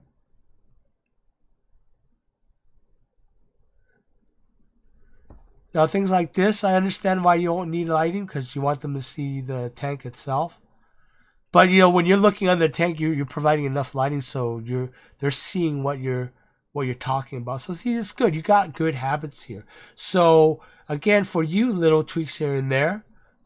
Pick topics that will get people in, and then pick the topics that will keep your subscribers happy. Okay, so this will be a good time to pause here and talk about that. Okay, what a lot of people talk about is making videos. Okay, obviously we're making videos for YouTube channel, but we talk about something called evergreen videos. Evergreen videos, that big video you make once in a while that keeps people coming in to your channel. For me, I strive to give a lot more evergreen videos than just regular like vlog videos type of things. And I think it's successfully done that, because I could go away for 2 or 3 months and my channel is still getting 600 to 700 subscribers every 28 days. And it's because my evergreen videos is supporting my channel. I'm making those videos that people keep coming and watching. You know those videos you make that get 100 views and then suddenly it doesn't go anywhere, right? That isn't an evergreen video. Evergreen video is something that keeps bringing in people. That Dry Star Method brings in 100 to 200 people every day viewing it. Okay, the Beginner's Guide to Planet Tank videos, 25. Wait. The first video is about 100 and something people every day. Second video is 70 people a day, and third video is about 50 people a day. It does that thing when you do series videos like that. Okay, so you want to create evergreen videos where people will keep coming back, will keep searching for that. So that's what we mean by getting not just trending videos, but hot topic videos. Okay, Dry Star Method's hot topic. Starting your own tank, hot topic. I'm gonna give you a secret right now that I found out. It's a very hot topic. 10-gallon whatever the fuck video. Okay, 10-gallon beta tank, 10-gallon planet tank, 10-gallon up my butt tank. It doesn't matter. If it's a 10-gallon tank, people usually searches for 10-gallon tanks. Okay, because that is your very basic tank that everyone gets when they start out. Okay, make 10-gallon tank videos. All right, that's one of my big suggestions if you want to make videos that brings in people and keeps bringing in. So you gotta kind of strategize your channel and your release schedule. When I was doing 3 videos a week, this is how I strategize it. The big video is always on Sunday. That's my biggest viewing audience that I found out, is when everyone comes and watches it when I release a video. I release it Sunday morning. Boom, that's my biggest watch time. So that video has to be a big video. It's a big topic video. How to trim your carpet plants, how to choose the right carpet plants, how to create your do-it-yourself CO2, the big topics, okay? Wednesday video, vlog video. Talk about my life, talking about some subjects, there's vlog videos, aqua chat videos, whatever type of videos. The Thursday videos was more of a technical videos where I answer questions, a bigger question that I can answer really quickly in a live chat. Okay, so I had this little thing going, and it worked great. Okay, it worked perfectly well, but it took a lot out of me. 3 videos a week is a pain in the ass to do. Okay, so then I cut down. So when I'm going to reboot my channel, I'm going back to 1 video a week, maybe 2 videos a week.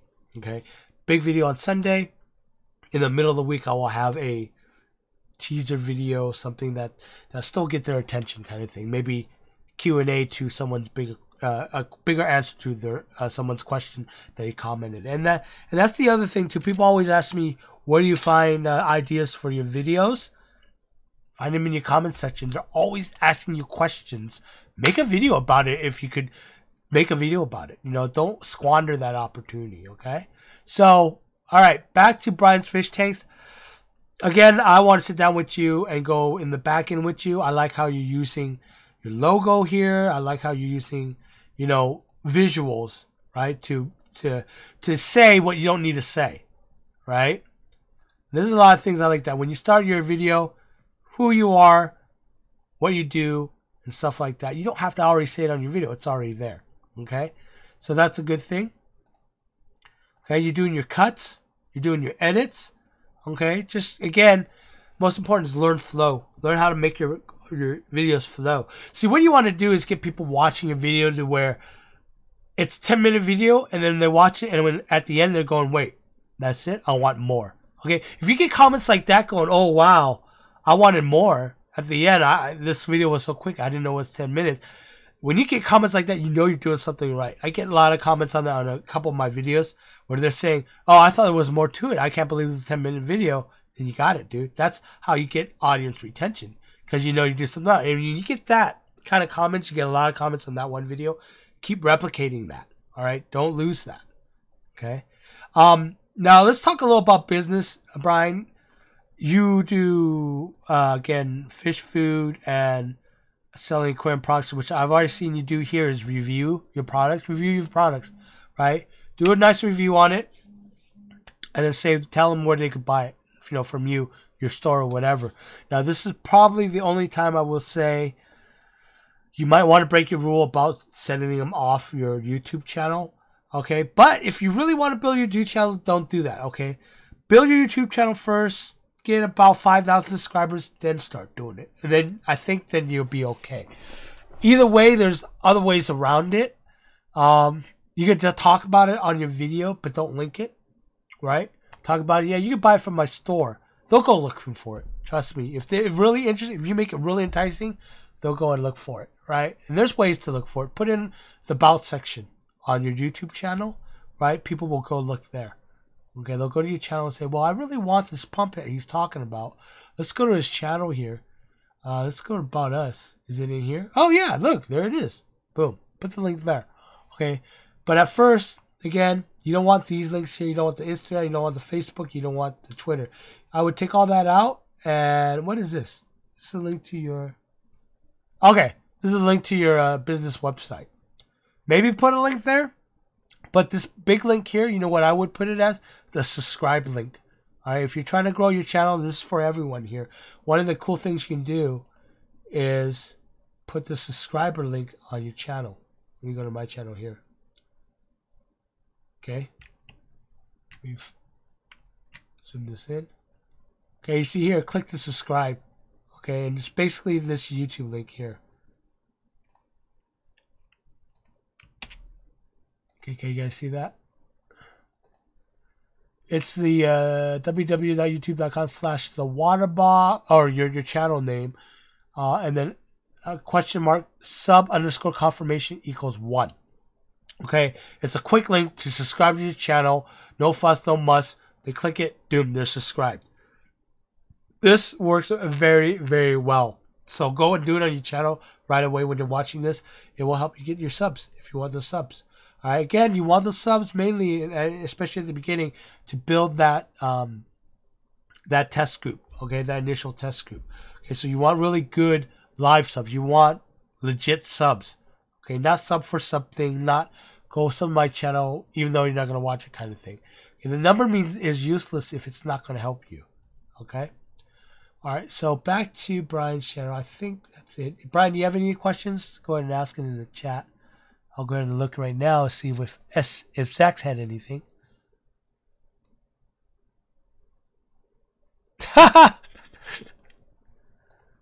Okay. So Zach said, I'm anticipating at least how many people are in here. 11, 10 new 10-gallon videos in my subscription feed by next week.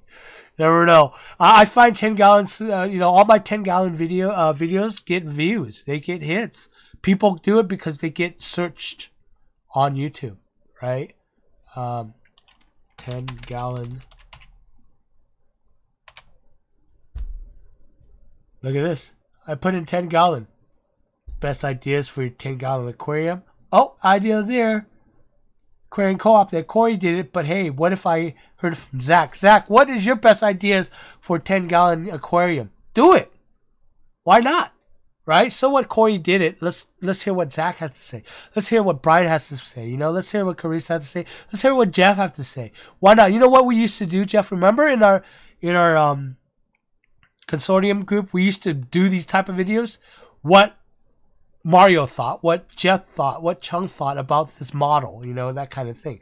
We should do that, right? We should get together and do collaborative topics like this. And I don't mind doing that. I don't mind leading that, okay? We get together and say, hey, in 2 weeks, let's release a best ideas for your 10-gallon aquarium by Chung, by Clarissa, and then link to each other. And we could say, hey, here are all the other ones.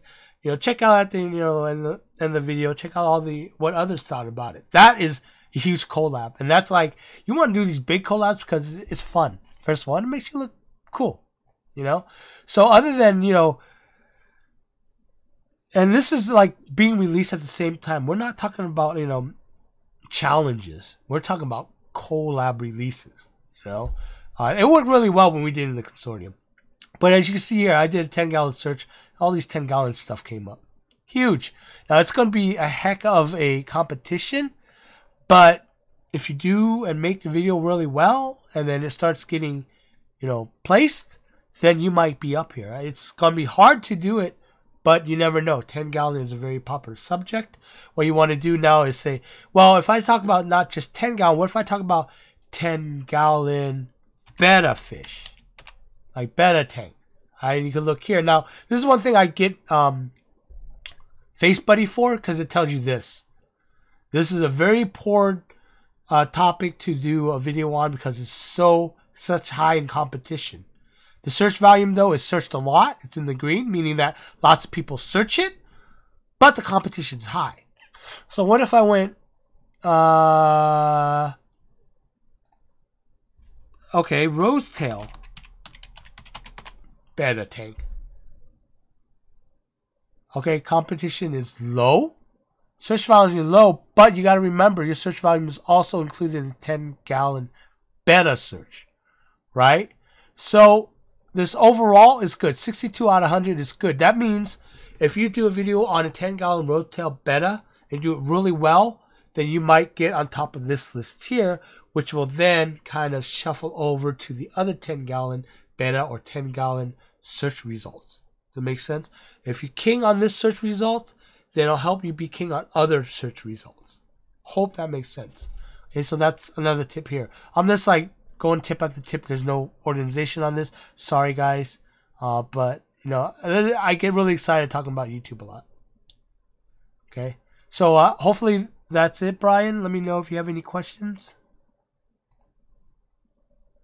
Let's see.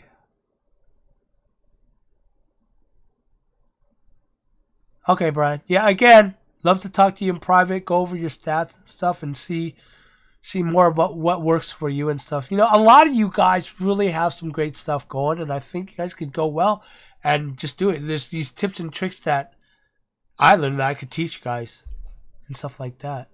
One weird thing to put in your aquarium, your 10-gallon tank. Yeah, let's do collab topics. I think River Life's into it.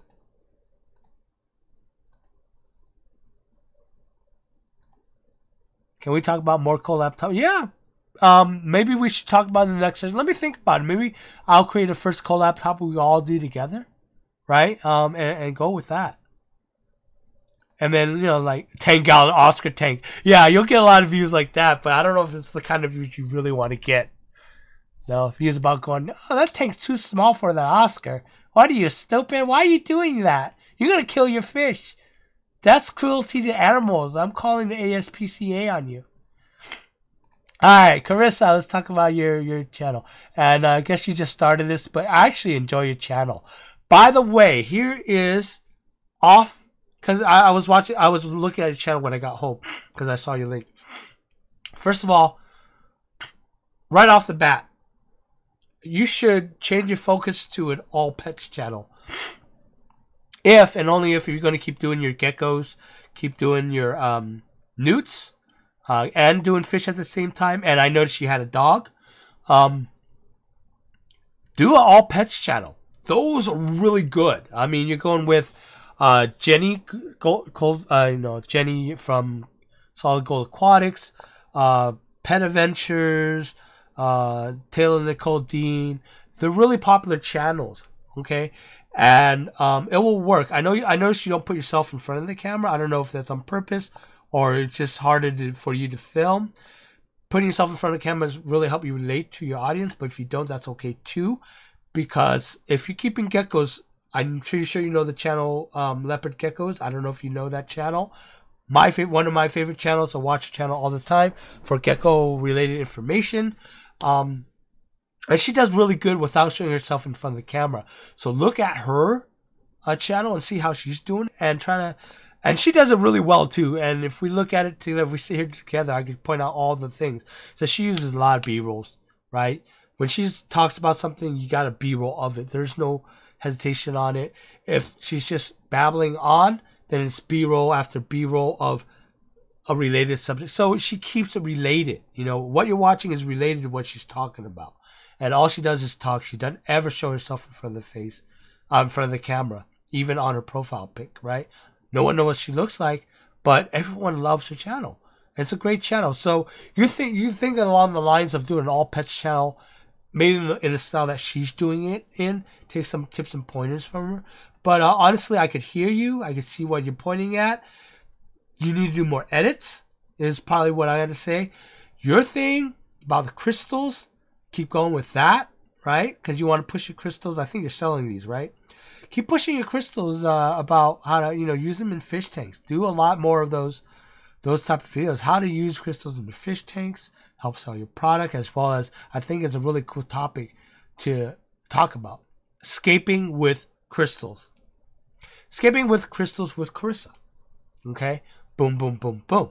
Okay, and then you got background house for gecko. And I don't know, because I don't know too much about reptiles, just as much as I know about fish or escaping. Is that, can you do crystals with your geckos too?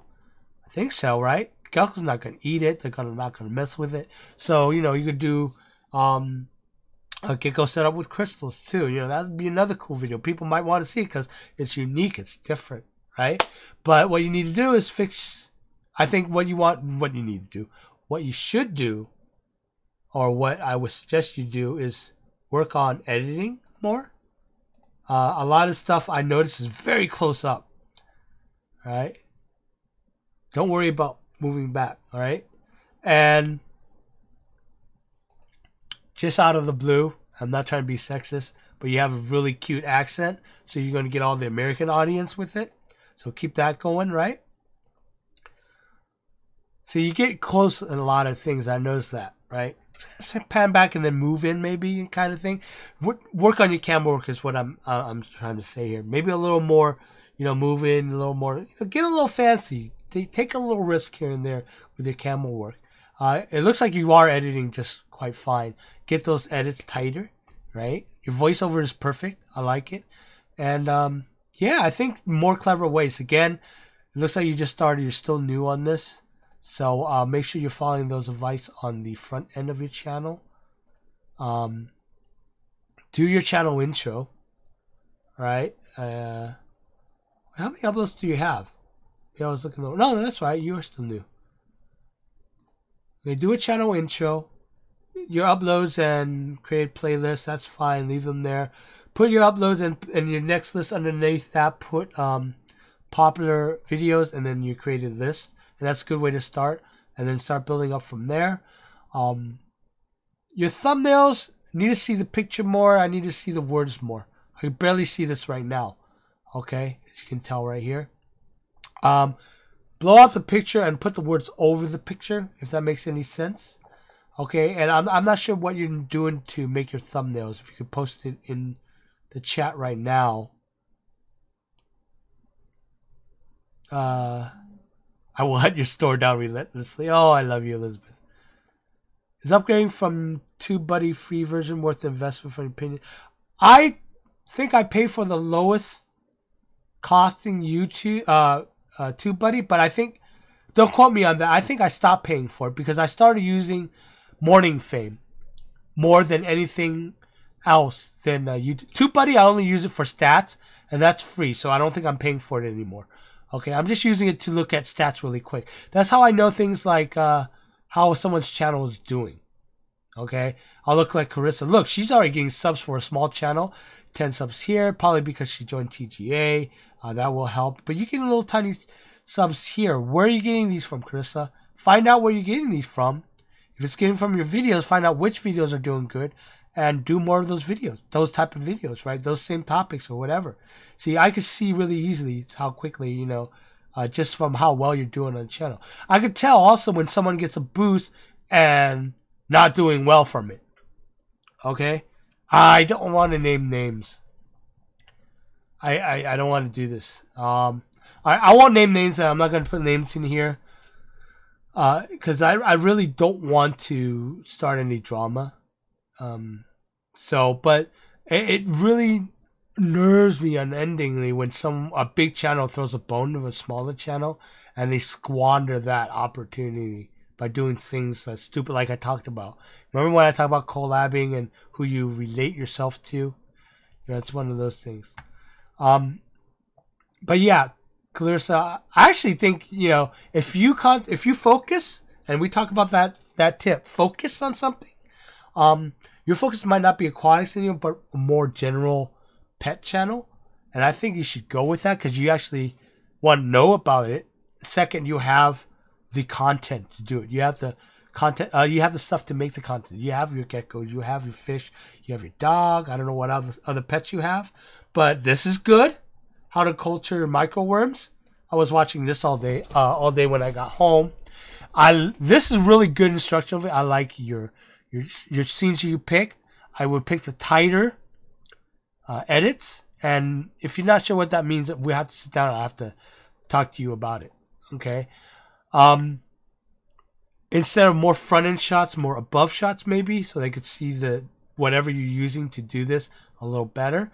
I don't know how technically minded you are with editing yet, but people like this is good. Right there. You should do more of these. Like for example, you're saying you're getting some mashed potato, a bag of mashed potatoes, some water. So maybe you should learn to go ahead and add titles to that, right? You say water, but let them know they can read it's water. You know, maybe give them a list. People like visuals, okay? Visuals. That's why I think my top 10 plants, low-light plant, does really well because when I'm talking, I have this thing here that gives you the stats of the plants. So what I'm talking about, George Sagittaria, you know, they have the stats right there. They like visuals. People love those visuals. Okay? So when you do an instructional video like this, mashed potatoes, show a visual. Bag of, mashed potatoes, water, measuring cup.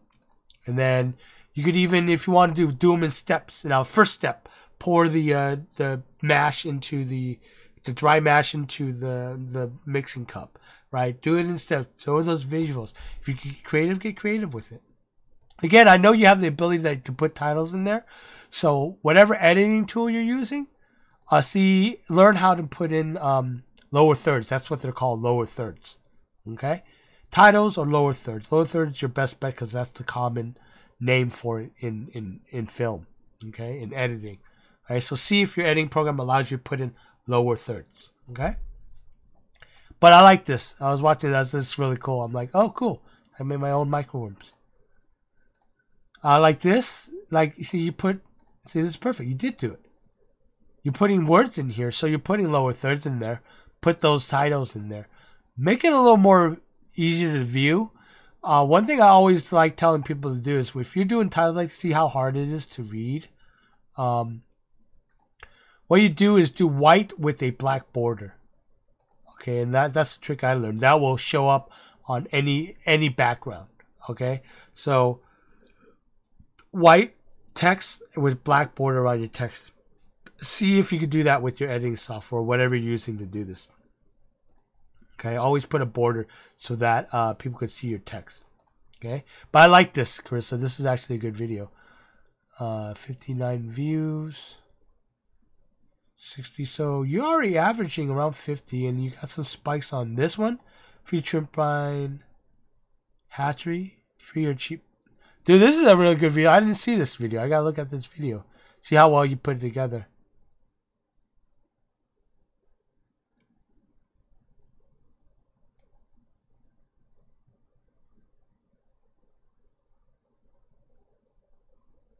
So you see how this is really, you did this for your Firebelly newts.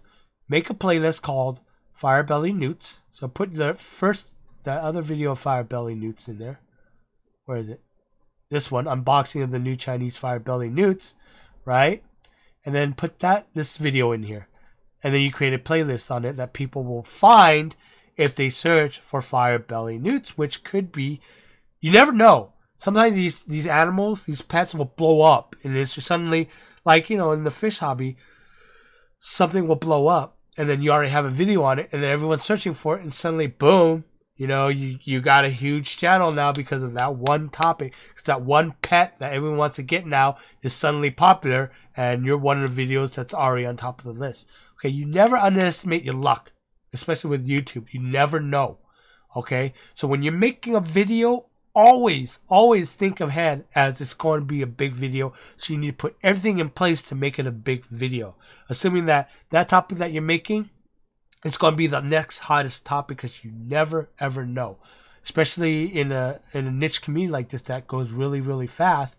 In the pets community, especially if you're doing all pets, and that's why I suggest you do all pets. It makes it easier first. Carissa, let's just talk about being an all pets channel. Not only do you open yourself up for more topics, you open yourself up for more product placement and ad revenue, because you're an all pets channel. Not only can you advertise, not only can YouTube advertise ads, then you're not monetized yet, but when you do, not only can they advertise ads about aquarium stuff, but which is very little, but they can advertise stuff about your cat stuff, about your gecko stuff, about your dog stuff, which is way more huger, which is a way bigger market out there, right? So then you're getting a lot more bang for your buck in revenue when you get monetized, okay? Now, the other thing is that you're not stuck to one topic. So when I say your focus, whereas I'm saying I'm planning to an aquarium niche, because aquarium is niche, you're taking a broader topic, which is all pets, and your focus there is all pets, right? So in your case, your strategy would be all pets, but you will be focused on the narratives of things. Does that make sense? Focus. First, you have three focuses: your aquarium stuff, your gecko stuff, that I see your Firebelly newt stuff. Okay, so three focuses. So you should start making heavy videos on those three things, or at least, honestly, go to your gecko and your Firebelly newt and find a focus on something you really like in fishing, in the aquarium thing, and make a focus out of there. See what I'm saying? You're taking three subjects, you're making a focus out of it. Okay, and then just like take advantage of that. Okay, and then see where it goes. Again, it's a long journey. So, you know, again, I'm here if you ever need help on trying to get all this done. Again, we are going through your thumbnails. Titles. There's something I was thinking about your titles. I like this title, How to Culture Microworms the Easy Way. You might want to change it into Culture Microworms the Easy Way, right? Something smaller than something this long here. Because you have to look at how well it searches. Alright? Because this is one thing you guys all have to do.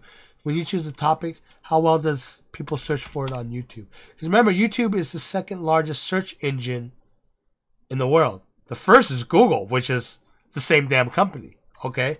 So that's why you want to get on both. If you get on both, you get far. Okay? Culture. I can't spell culture right. Can I spell culture?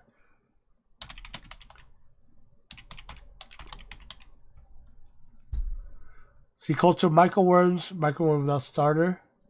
All right, so you see here, let's take a look at here. And I'm going to teach you guys how to watch it. Hey, actually, this is not bad. Okay, there are people already doing it, but your competition is medium. The search round is not all that much. But so you'll get a good overall on this. This is all right. That's not bad. What if it was microworm cultures? This is what I'm talking about. Research. Search volume is low. You're really good for a competition, 50%. So you might want to change that to microcultures, the easy way. Okay, or the easy way to do microworm cultures, something like that. What it is that when you do your titles, you want to lead it with the keyword that people searches for. Let's assume that the searching keyword is microworm cultures. Okay, and then you want to lead it off with something that is also searchable but entices the person. The easy way, right? Might be your title. Whoops. Right? That entices them, right? Or the ultimate secret kind of thing. It gets a little spammy, clickbaity, but as long as you're not saying microworms, do it with your boobs wide open or something like that, right? That's clickbaity, right? But this is the keyword thingy is to entice and make it look more enticing to people when they see it on the sidebar, all right, or when they see it in their feed. You want to entice them with like really cool words that would say the ultimate secret. Is it really the ultimate secret? I don't know how I click this, right?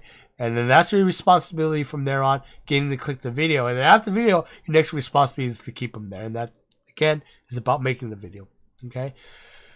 Do we have any more? I think, Clarissa, if you have any questions, ask them.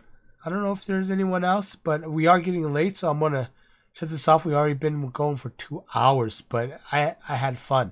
And I hope you guys are actually getting a lot out of this, and I hope you guys who are watching it back are getting out a lot out of this. I'm going to spend the next 5 minutes just taking a look at your questions, answers, or any comments or anything.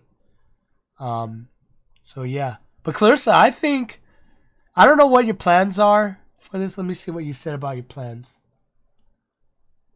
Because I know you talked about Sony. Oh, so you're using an actual camera. This is actually good. But yeah, I know the PowerShot is easier to use over your XZ. Your XZ is SLR, right? So you just got to play with it. That's the thing. That's the tip on the research. Research your tech. Get to know it. There's a lot of YouTube videos on how to use it.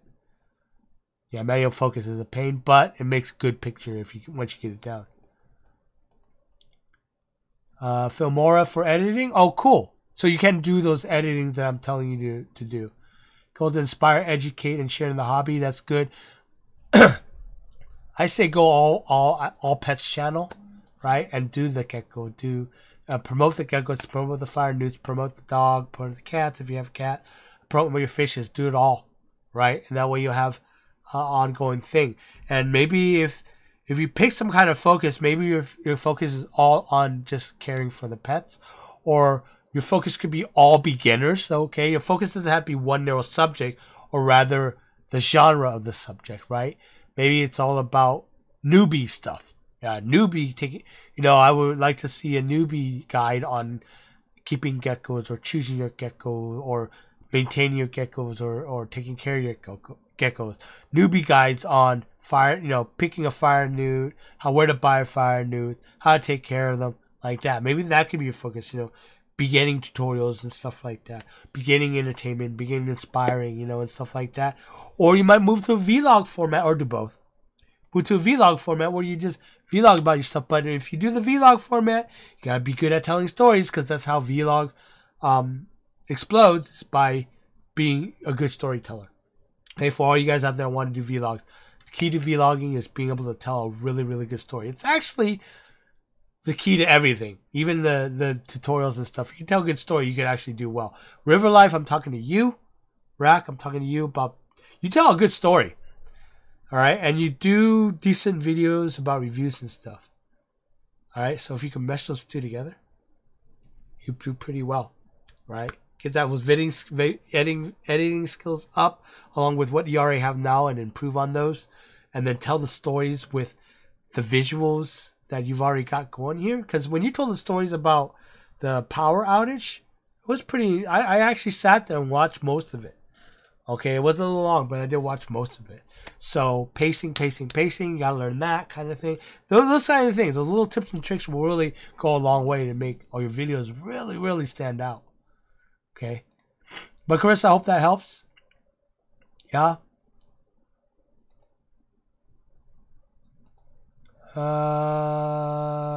Let's see here. Matt's Montefish. Let's go and look really quick. Dang, I've been keeping this on the chart here. Now this is gonna be a quick one, Matt, because I was about to close this up.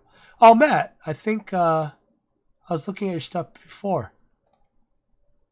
Hey, I don't know if Jeff, if you're still on here, does he not remind you of Templar's Crusade? We have a guy, a YouTuber in my tabletop group, and he's a big burly guy like you, but just a lovable bear. Oh, I did look at your stuff. Okay, first of all, you have a great camera presentation. Yeah, you're that big bear guy that kind of lovable, cuddable, and you know want to be buddy pals with, you know, kind of guy. So you got the camera presence. When I looked at your stuff, whoa, it's really loud. Okay, try not to get too still on your camera. I notice a lot of times you get really still on your camera like that. And you get that dead stare. Try not to do too much of the dead stare into the camera. I know you're trying to connect to the camera, but sometimes it's not bad to look away or look at the focus. Look at the subject you're talking about or talking to. See, I might need more time to look at your stuff. First of all, don't start with that. All right, start with a cold open. Here's the thing about cold opens that really work well is because you're telling people what to expect, what you promise right away, what this video is about. 3-4 seconds, top 6 seconds. Today in this video, I'm going to talk about do-it-yourself method. Roll the intro, no more than 3 seconds if you want an intro, and then go into your subject. Boom, just like that. Exactly how I believe it was SC Fish Keeping was doing it. Do it like it. It's a really good format. It works well. Everyone does it on YouTube because it works. Okay? Just create your own flair to it, okay? Because right now you just lost a lot of people. If they click on your channel, they're like, I'm still sitting here. 3, 4, 5 seconds. I'm out of here. Yeah, it's too long. All right, start with the cold open at least. They see someone there, right? Because you're showing yourself in front of the camera. See this? Maybe this is your first few seconds.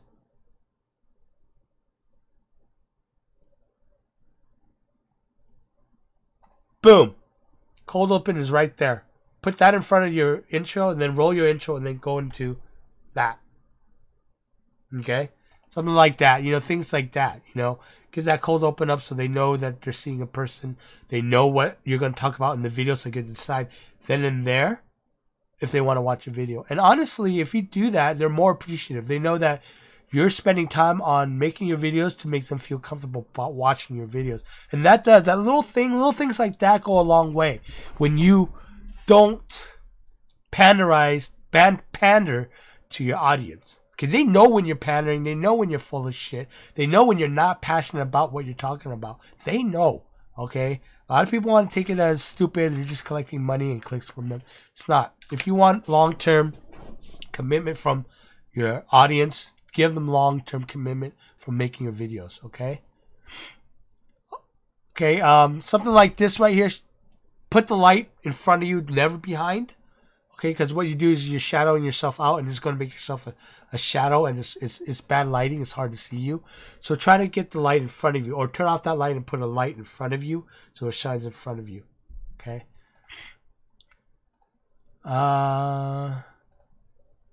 Like the B-rolls, it's looking good. You got your editing skills done. From looking at it, it looks good. Let's look at your. Now I don't know if you caught the front end of the stream, but I talked about making your page, your channel page, good, and this looks really good. I like this.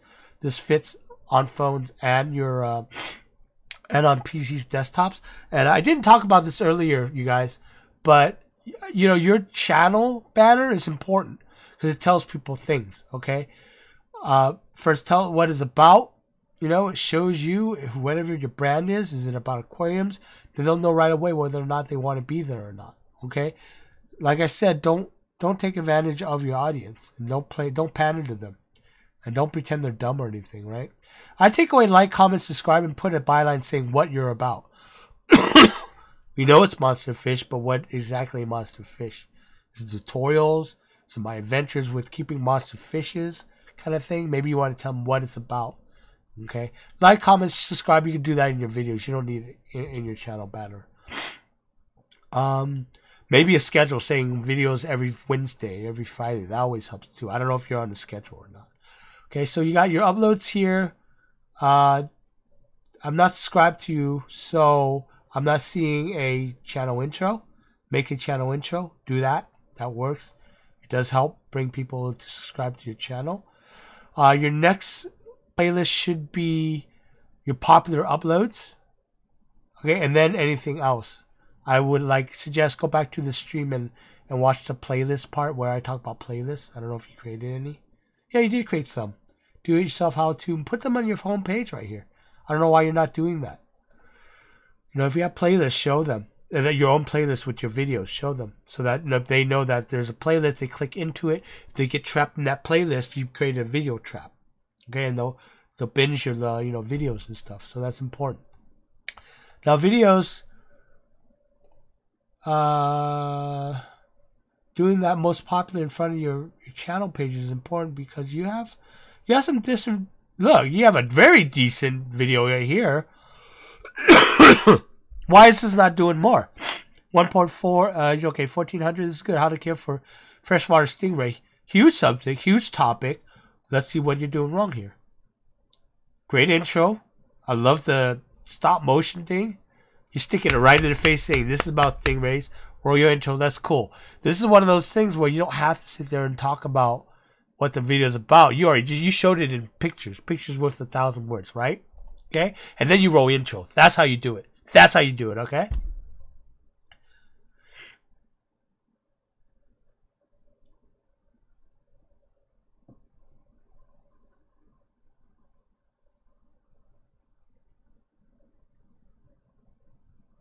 I did enjoy that. You said you thought you guys enjoyed it. I know you guys can't hear the sound, but I did enjoy it. That was a really good open. I like that. Now, this is where you're starting to lose people right here, dude. You said bigger is better when it comes to stingray. Overlay some pictures about bigger stingrays, different stingrays like that. Keep the eye moving. Okay, because right now I'm just seeing here talking. It's not that you're ugly or anything. It's not like that. You're the big teddy bear, right? But remember, it's just natural. It's just nature that we concentrate on very little things at a time. Okay, so keep rolling those pictures when you're talking about it. Keep rolling those videos when you're talking about it. That's why it's called B-roll. You're rolling it on top of it when you're talking about things. All right, so again, if you don't know how to do that in edit, let me know what you're editing with. Maybe we sit down. I can teach you how to do it. Again, lighting here. Bad lighting. Put the lighting in front of you. Let's get some lighting there. And right now, I'm losing you on the picture, right? And this is where you're starting to lose people here. Okay, this is a 15-minute video, and you've already probably lost people on the first 2 minutes. That's not good. Do we have any rollovers on that? Maybe this is an older video, so I'm not going to razz you on this. And please don't get offended. But this is probably one of those videos that could have made it. Maybe you want to redo it. Maybe rewrite it. Maybe do a part 2.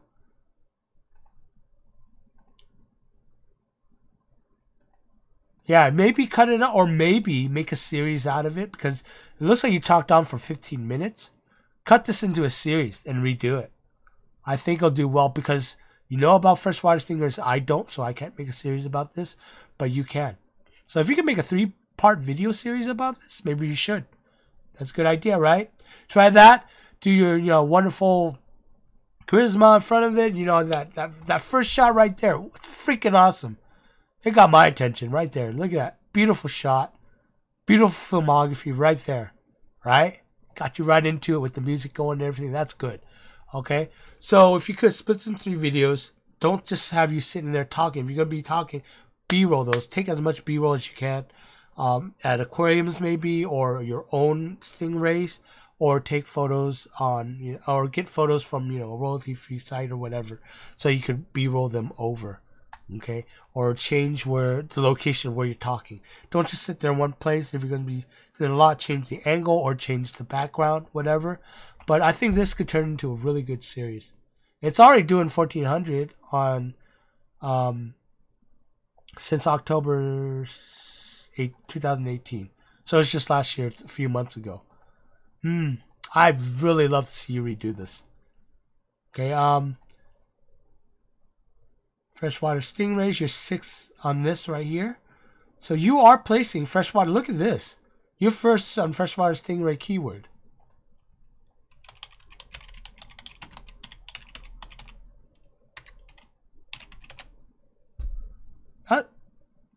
Oh, that's Rachel Larry.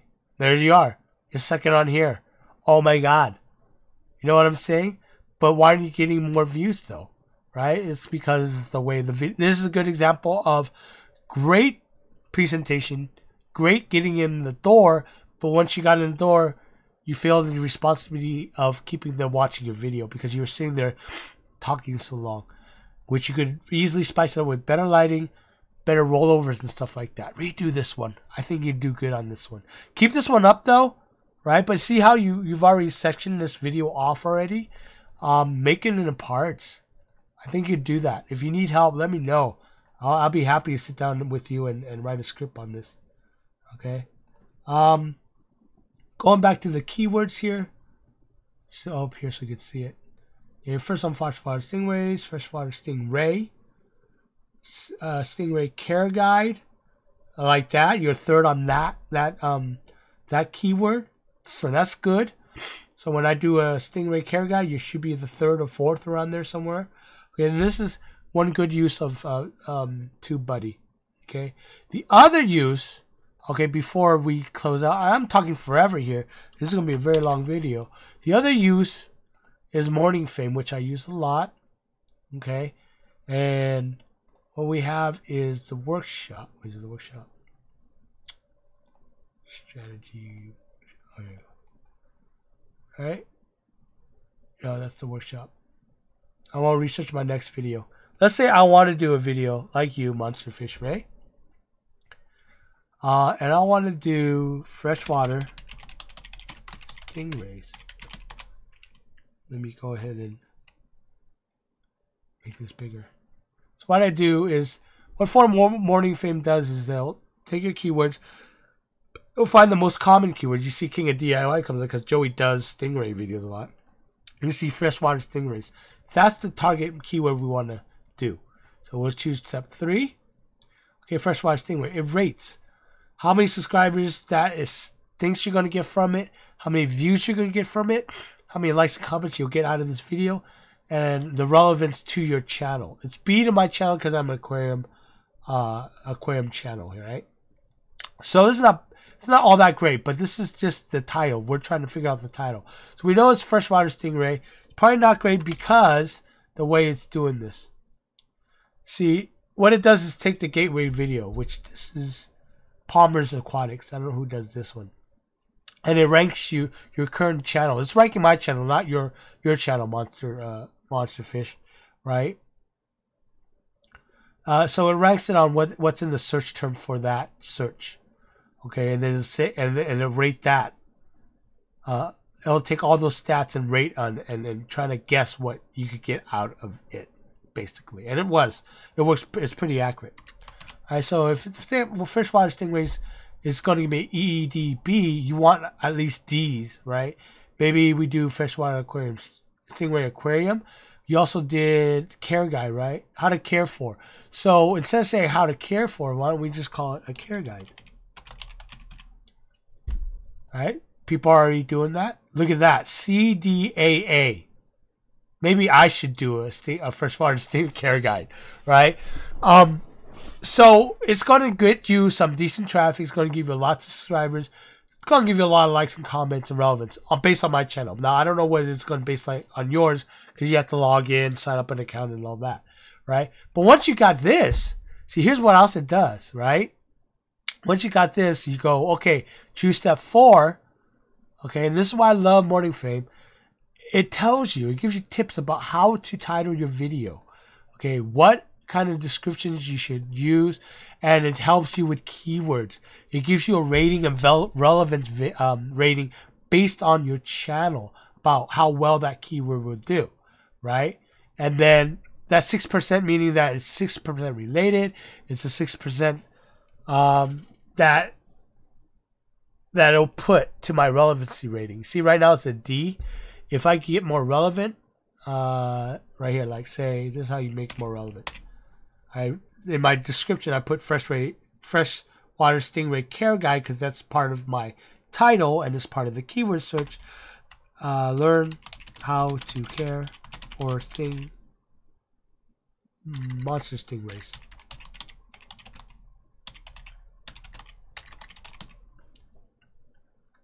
Okay, and then it puts my relevancy up to B, right? And then when I add more tags, I'll take, let's see, this one off, that baby stingray, this off. See, if the X's usually means has no relevancy, so you want to kill these, all right?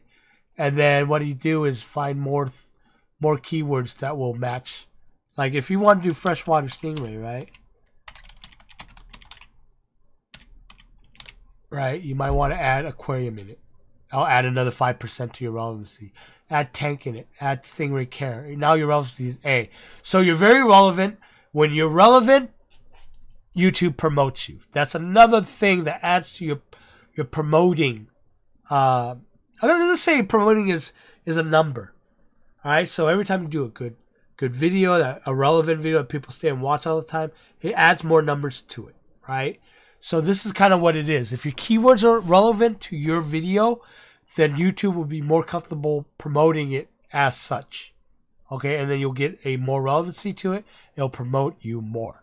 Okay, so that's why keywords, tags, titles is very important when you're making a video. And that's a lot of times where a lot of people do research the topic before they make a video on it. Because sometimes if a topic isn't really a good idea, it's not worth spending the time to, make a video on it. Because, hey, when you're making a video, at least for me, it takes hours and hours of editing, researching, and writing the script and filming to make happen. Okay? So, anyways, sorry for that segue there. But again, Matt's Monster Fish, I'll do another more, in-depth review with your channel, maybe on the next session or something. Or we can sit together and talk more about it. But I don't mind doing that. So going back to the channel. Hey, Angelo's Fish Tank, how you doing, buddy?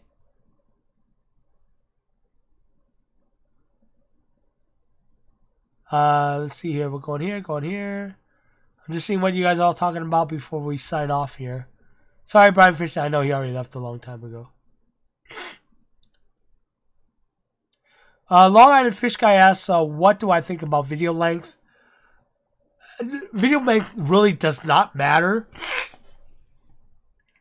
If you make a 20-minute video and you can make them watch that all 20 minutes of video, then it's a really good video. It's not much more about the length rather than how long you can keep them watching. Okay, a 10-minute video and people only watch 2 minutes of it is very bad for you. But if 10-minute video that people watch 9 minutes of it is very good for you.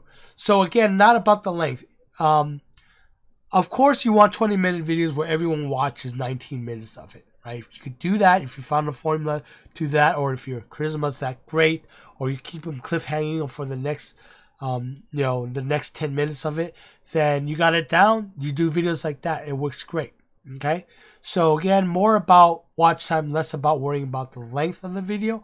Only reason why sometimes I say the length is too big is because I see there's better opportunities to split it up into 3 videos and create a video trap out of it. 3 5-minute videos instead of a 15-minute video, right? You can create a trap out of it, a video trap out of it.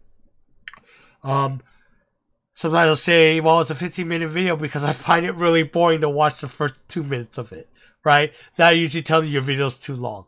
Okay, because but if I'm enthralled and I'm watching it, a 15-minute video and I'm already enthralled and I'm still enthralled in it in 15 minutes, you got it. I mean, you got the formula down. It's going to do really well. Okay, so less about the length of the video, more about keeping them watching the video. Okay, guys? See, is there anything else? Is that it?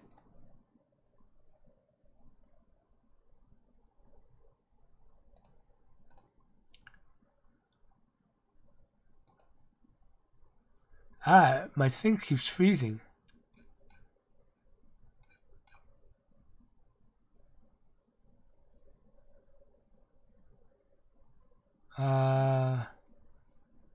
When did you ask that question, Long Island Fish Guy?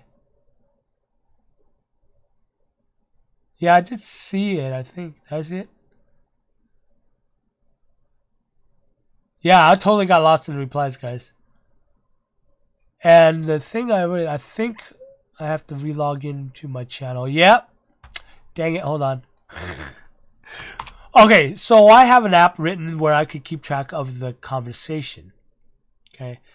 The problem with that is if I go rambling too long like I just did, it times out. So I have to relog in. So that I could pull my chat again. Because I do it so that I could pull chats at sections at a time so I don't miss things. There we go. Did I forget the Long Island Fish Guy? Is that what you guys were talking about? Oh no! Did he leave already?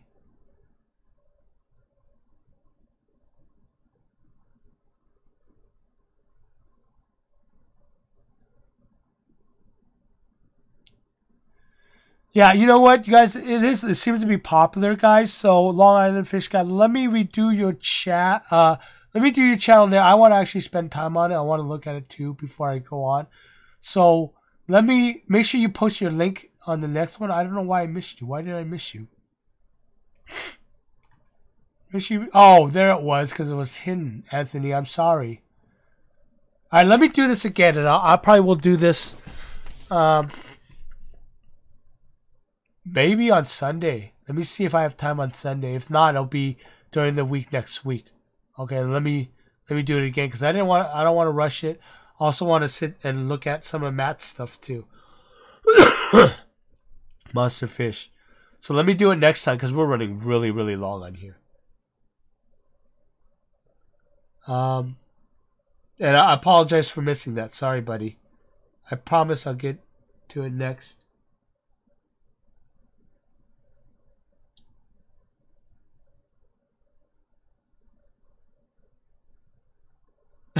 Alright, sorry. Liz, you can't distract me like that. You always distract me. Okay. But it's a good thing. It's not a bad thing, right? Alright, cool. So, any other last questions before I leave? Long Island Fish Guy, I promise I'll get to you next time. My bad. Totally did not mean to miss you. But at least I want to get more time into it. And I want to redo, I want to go in more depth with Matt's fish, Monster Fish. Also, again, I know I talked to some of you guys. I want to go in depth, go behind the scenes with you, and really dig in if you guys want to do that. But let me set up some stuff. I'm still setting those things up. Okay? So again, guys, thanks for watching. It's already gone for 2.5 hours. I know people will want to go back and watch this after I post it. But hopefully they do. Okay? Hey, guys, thank you for hanging out. I hope you guys learned a lot. Ask me any question in TGA or just message me or go into the YouTube Coalition. Join that group and ask me there as well. I'll hang around. Just make sure you link me by name in the group because sometimes I'll miss it because there's so much chatter going on. I tend to like kind of, you know what I mean. If you want to direct the question to me, make sure you put my name in the @ whatever. Okay. That's it, guys. Hey, I love you guys. Good luck with everything. Again, I'm around if you have questions. Okay. So I'll talk to you guys later. Bye.